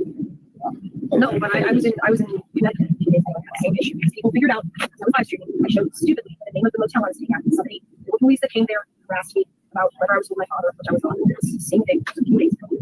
Were you live stream? What do I live stream? Yeah. I was live streaming. And I reacted to videos.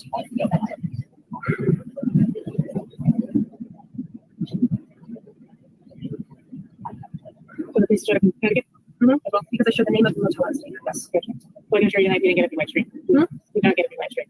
We didn't get information about you and your live stream process. No, I understand that, but people who watch my streams call it honestly. And I can assure you that that person called us do not have access to your live stream. How do you know that? So that we know you're here. Call us. Not because you live stream. How would you know that if they're anonymous? They could have seen that I was streaming. They're anonymous to you. Yes. Our source, you know the source, not disclosed at the point in time.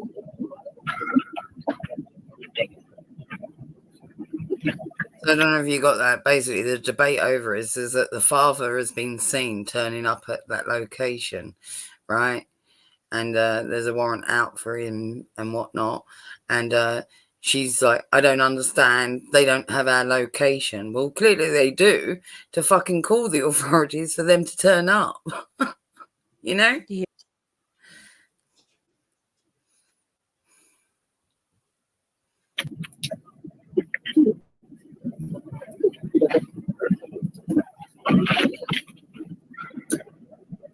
Yes, this is actually happening. It is 10:11 p.m. and I'm being harassed by the police because somebody called and figured out where I was and is trying to get me harassed. And one of the police officers threatened to arrest me for not answering his questions because I was obstructing justice.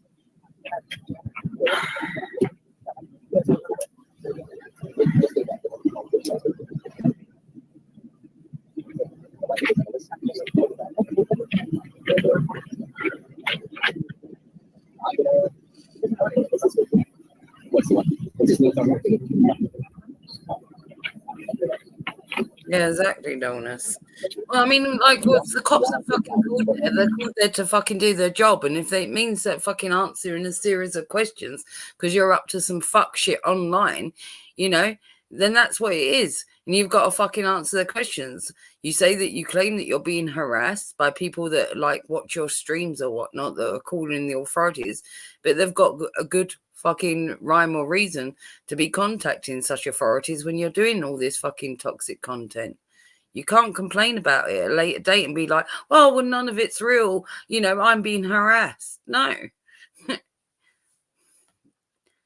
You got to take the rough with the smooth. If you want to fucking get all this negative attention, then you got to expect the backlash from it. No? Yeah.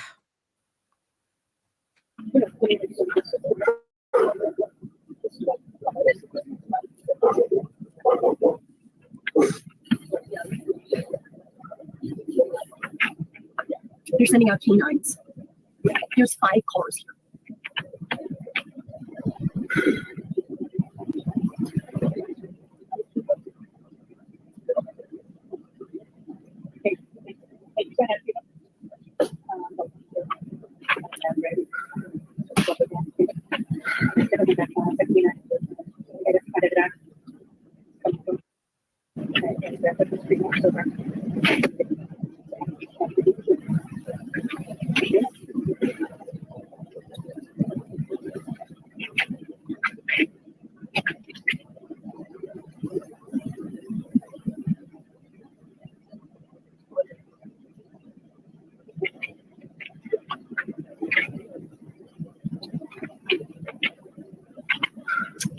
What's going on here? Apparently, the police at the campground, at the town of the campground I'm in, have come here because they have brought 5 cars and canines because they suspect that my father is here paying his network.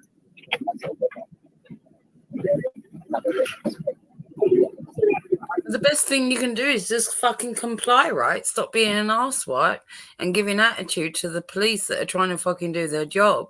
You know, comply with their questions, be open and honest. And if that's the case, then you've got nothing to worry about, right? If your father's not there and it's all a big mistake, then it should be over in no time at all. The more attitude and the more everything that you give them, you're just going to make it worse for yourself. Yeah. And like Like, why? Like, I would be so mad. Like, why would you be still streaming? Like, I don't, like, what the fuck? This is what they want. They want to see it. Because everything is content worthy to this lot. It doesn't matter what it is. Like, she best stream it because, you know, how can she claim like any sort of victimhood or, you know, views for it or, you know, just come on camera and say, oh, I got swatted, you know? No. If she wants to stream it, she wants to get everything it's worth. And this is what's garnered more attention for her, like the fact that you got bigger people at the commentary community. You got Medica and other people covering her, and you'll see at the end of this swatting what her reaction is to the response of getting all this attention. You'll see.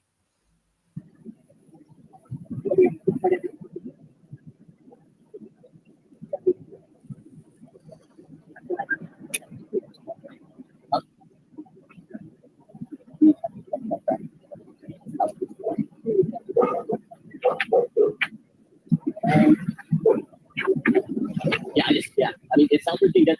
I know that like I don't know how good they ship it, but they have to survive that. You could probably skip I think he's out running around, and they're trying to track him down. because she literally just says the same thing over and over again. You see the dogs run around, you know, with the cops, and let me get.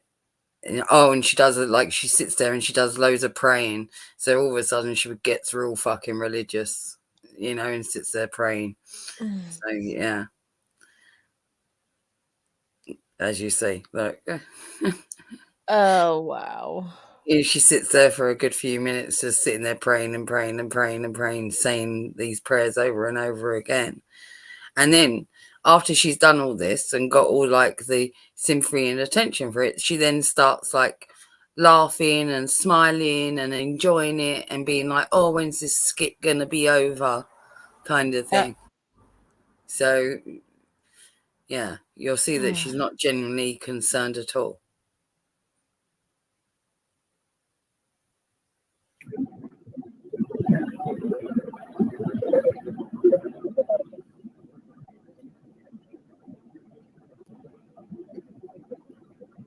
I'm not moving to the pick. I'm just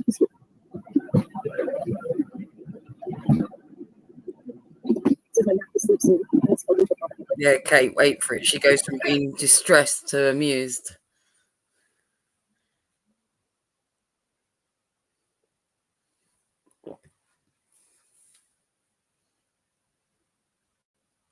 That wasn't me.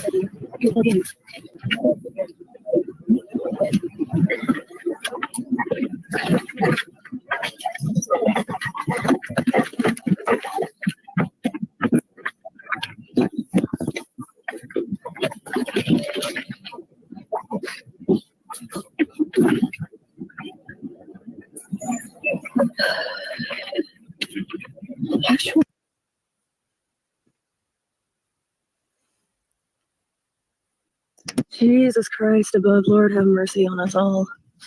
We really gotta laugh at this situation, to be honest. Just plugging in my laptop. Yeah, you're so funny. Wasting police resources. So funny. Okay. Yeah, she All was for you. Isn't that funny? There, right? It's disgusting. She's smiling because she knows that she's getting. There's a load of viewers in her. The dog is circling. That's, you know, like Going that. behind the fence. Cooper's delight. It comes over people like and that's what that smile was there. Even like she realizes that she was getting the attention, that her chat was full, and this was effective. The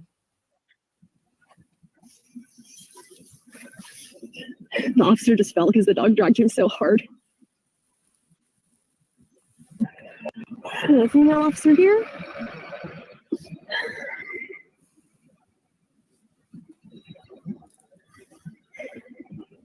I can't stay away. I have to charge my laptop or else it'll die. How many police cars can we count? 1, 2, 3, 4. And there was a truck that rolled. No, this is the truck. pickup truck to take somebody who like they got the officer's saying coming. no evidence at all. Oh no. Asked me in the middle of the night for this. Great. Got 1, 2, 3, possibly 4 police cars over there. 5 officers total. Great. Plus the dog. Did they count as officers? 2 dogs. No, they're 2 property. They also said they were sending a drone. Unfortunately. And something else. I forget what it was.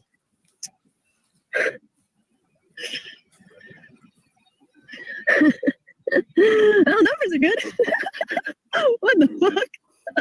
Hey, maybe Circle will talk to me after this. Who knows? Uh-huh. Who knows? Here's the dog. Tax dollars hard at work. Dog Yeah. again. Another car just pulled up. Which taxes do you pay? Yeah, tax dollars hard at work. Right, this is all fuckery and fun to you, right? And she's laughing it up, and her chat's full. She knows that she's going to get all the attention of this, you know, and it's great. And to her, it's a great waste of taxpayers' money. Congrats. I'm sure your God that you just prayed to loves how much you benefit your society around you. You're a great human. So great. You're such a positive influence on the world. We skip ahead a bit because we're near the end. They gotta find him thank you first. for the 50. I appreciate that. Thank you. Thank you for the 50. $50. Here's the cost. Hi, Michael. Look how happy she looks.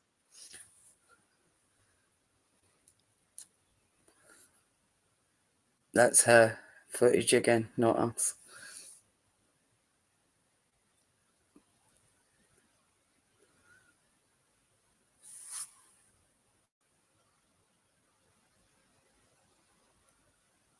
Wow. I don't know if it stays mute for a while. It's a hokey Wi-Fi. Oh, we got another truck now. Another truck.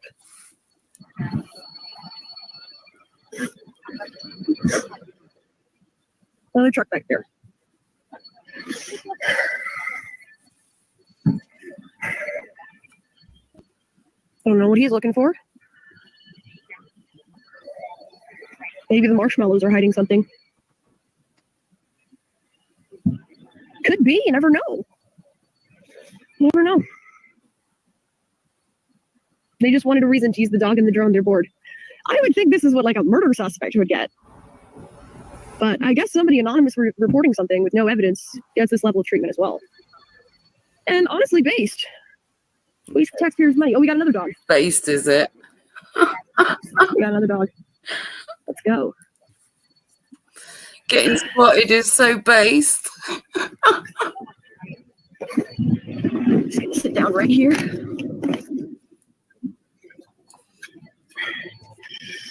Move one of these rocks out of the way. Ow. Ow, fuck, I dropped a rock, maybe. Damn, that hurts.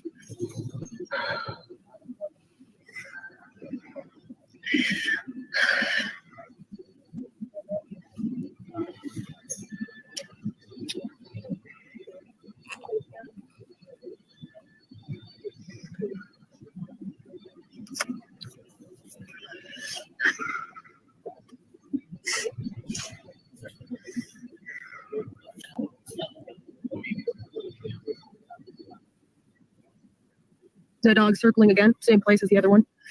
They only sent 3 people to arrest Ted Kaczynski.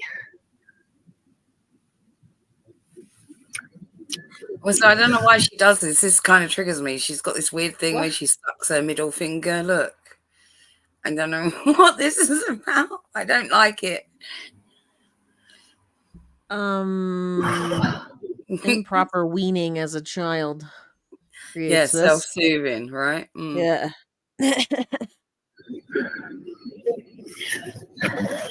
He's talking. They're sending the dog out now. Second dog, second canine. Honey, your oral fixation is a mental instability that you have, and you should solve that problem. What's up, chat? What's up, chat?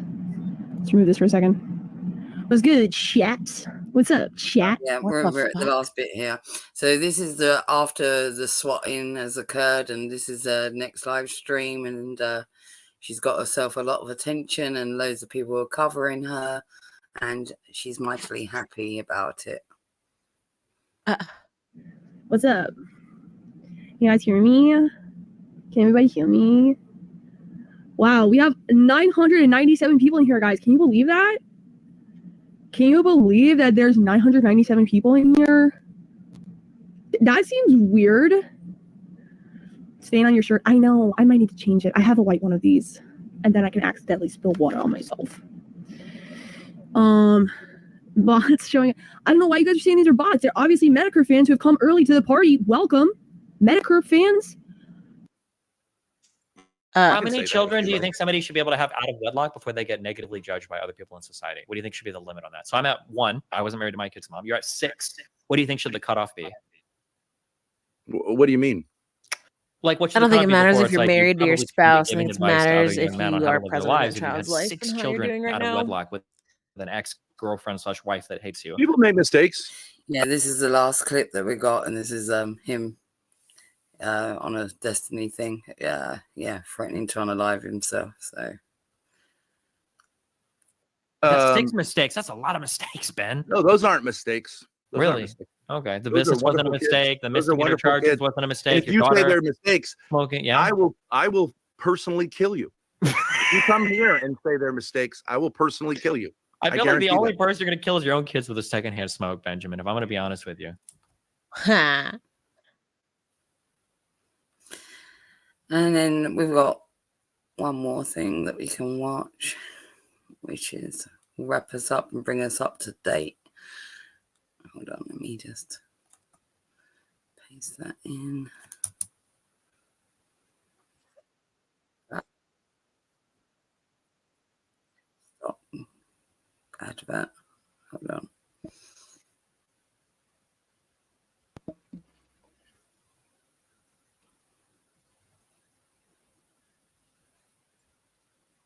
Oh my God, these adverts are too long.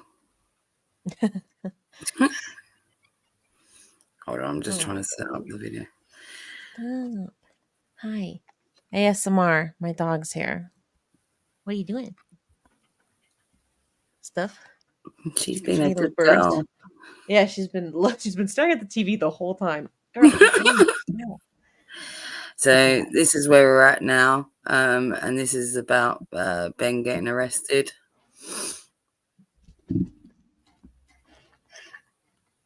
Is it sharing?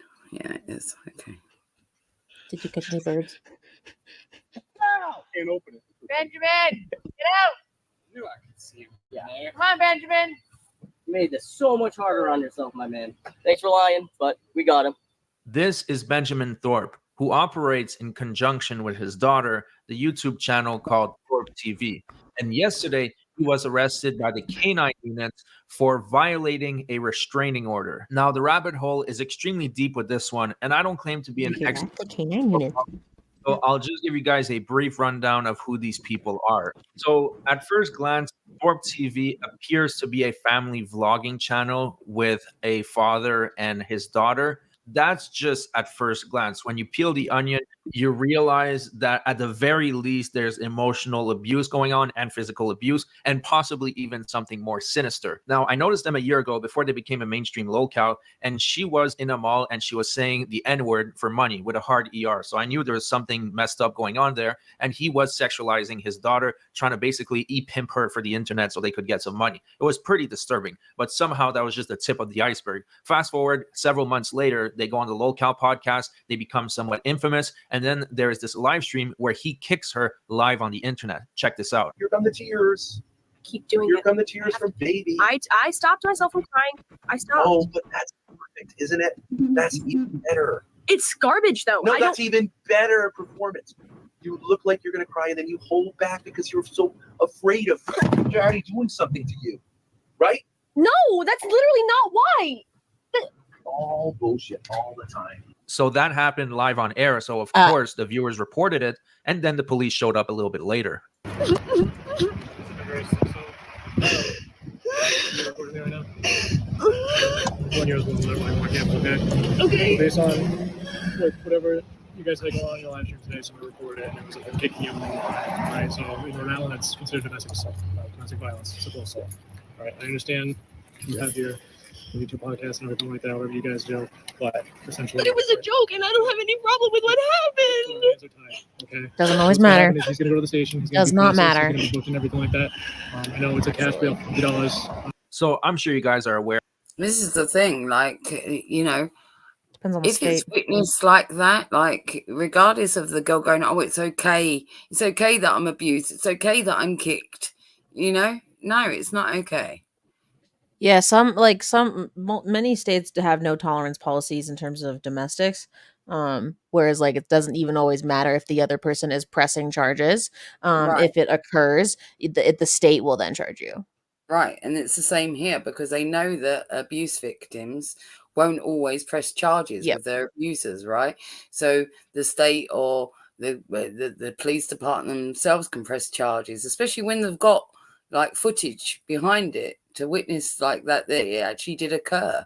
Like they would have a clear-cut case, regardless of whether the girl says, "Oh, it was a joke." No.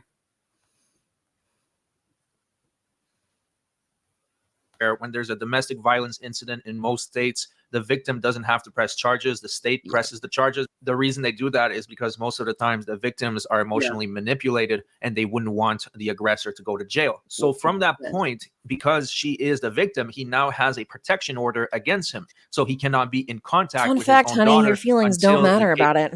Sometimes those Just the cases get action. dismissed because there's a lack of cooperation from the victim, but you do have to respect the restraining order or the protection order. So all he had to do is just not interact with his daughter for the next couple months and he would have been in the clear. But he's not able to do that because him and his daughters get their clout together. That's how they run the YouTube channel. So about a month ago, he got arrested again, this time for violating the protection order. And it's not even about what happened last night. This is a separate incident. Mr. Thorp? And you're his daughter, maybe? Yes. Somebody called and said that you guys aren't supposed to be together or something like that. Does that make any sense to you guys? You're breathing hard. Is that because of your walk? The officer positively identified him as Ben Thorp, verified that he did have a restraining order against him, and the victim was his daughter. So to the surprise of exactly no one, Ben Thorp went to jail. I'll take this young lady. And sir, why don't you just you're pretty tall. Yeah. just face your car over here. Okay, thanks. Just hop in the back there for a minute. Small brain. So he got arrested for violating his protection order. And now this brings us to last night, where once again, he was with his daughter live streaming when they're not supposed to be. And she tried really hard to deceive the cops into believing that he wasn't there when he was indeed hiding in the RV. To know there's a restraining order in place.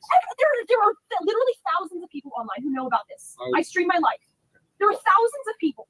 Wait, he was hiding in the RV? So that brings us up to date, basically, which is what we've just watched, which is this. Damn. So there we have it. Damn. So we did a big expanse of like from past to present, and I'm sure more shit is going to happen. So we may end up covering this lot again. Yeah. Because there's a wealth of material and obviously they're not willing to stop. But I don't see that this is going to come to a full stop anytime soon. The father seems, absolutely fucking addicted to the internet. And I don't know if that like they have another way of procuring fucking money. I don't think they have a job, So this is the trouble when you become reliant on the internet as your income as well. It puts you in a toxic position where you need to, gravitate towards views and attention for whatever the rhymes or reasons, as long as you're getting that because you need income. It's sad. It's really sad. It's insane. Wow, that was quite the big stream to get ourselves back into. Yeah. Good to be back. That was a lot. But it was fun. Thanks for chatting, y'all. Yeah, thanks Kara. everyone that's We're remained glad with to us be for the long haul. Take Your off some troopers. cobwebs. Your It's a fucking little troopers. creaky. Anyway, everyone, that was fun. And yeah, we'll be back. We're not going to leave it a month again or something, so don't worry, we're back. Night, everyone. Thanks for joining us. Bye. Night, y'all. Thanks for coming.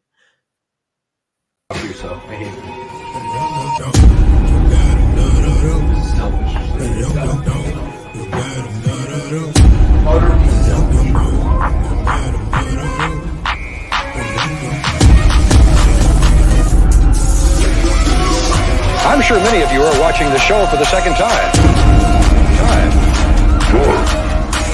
Or maybe even the fifth time. And I guess I'm wondering, what are you waiting for? What are you waiting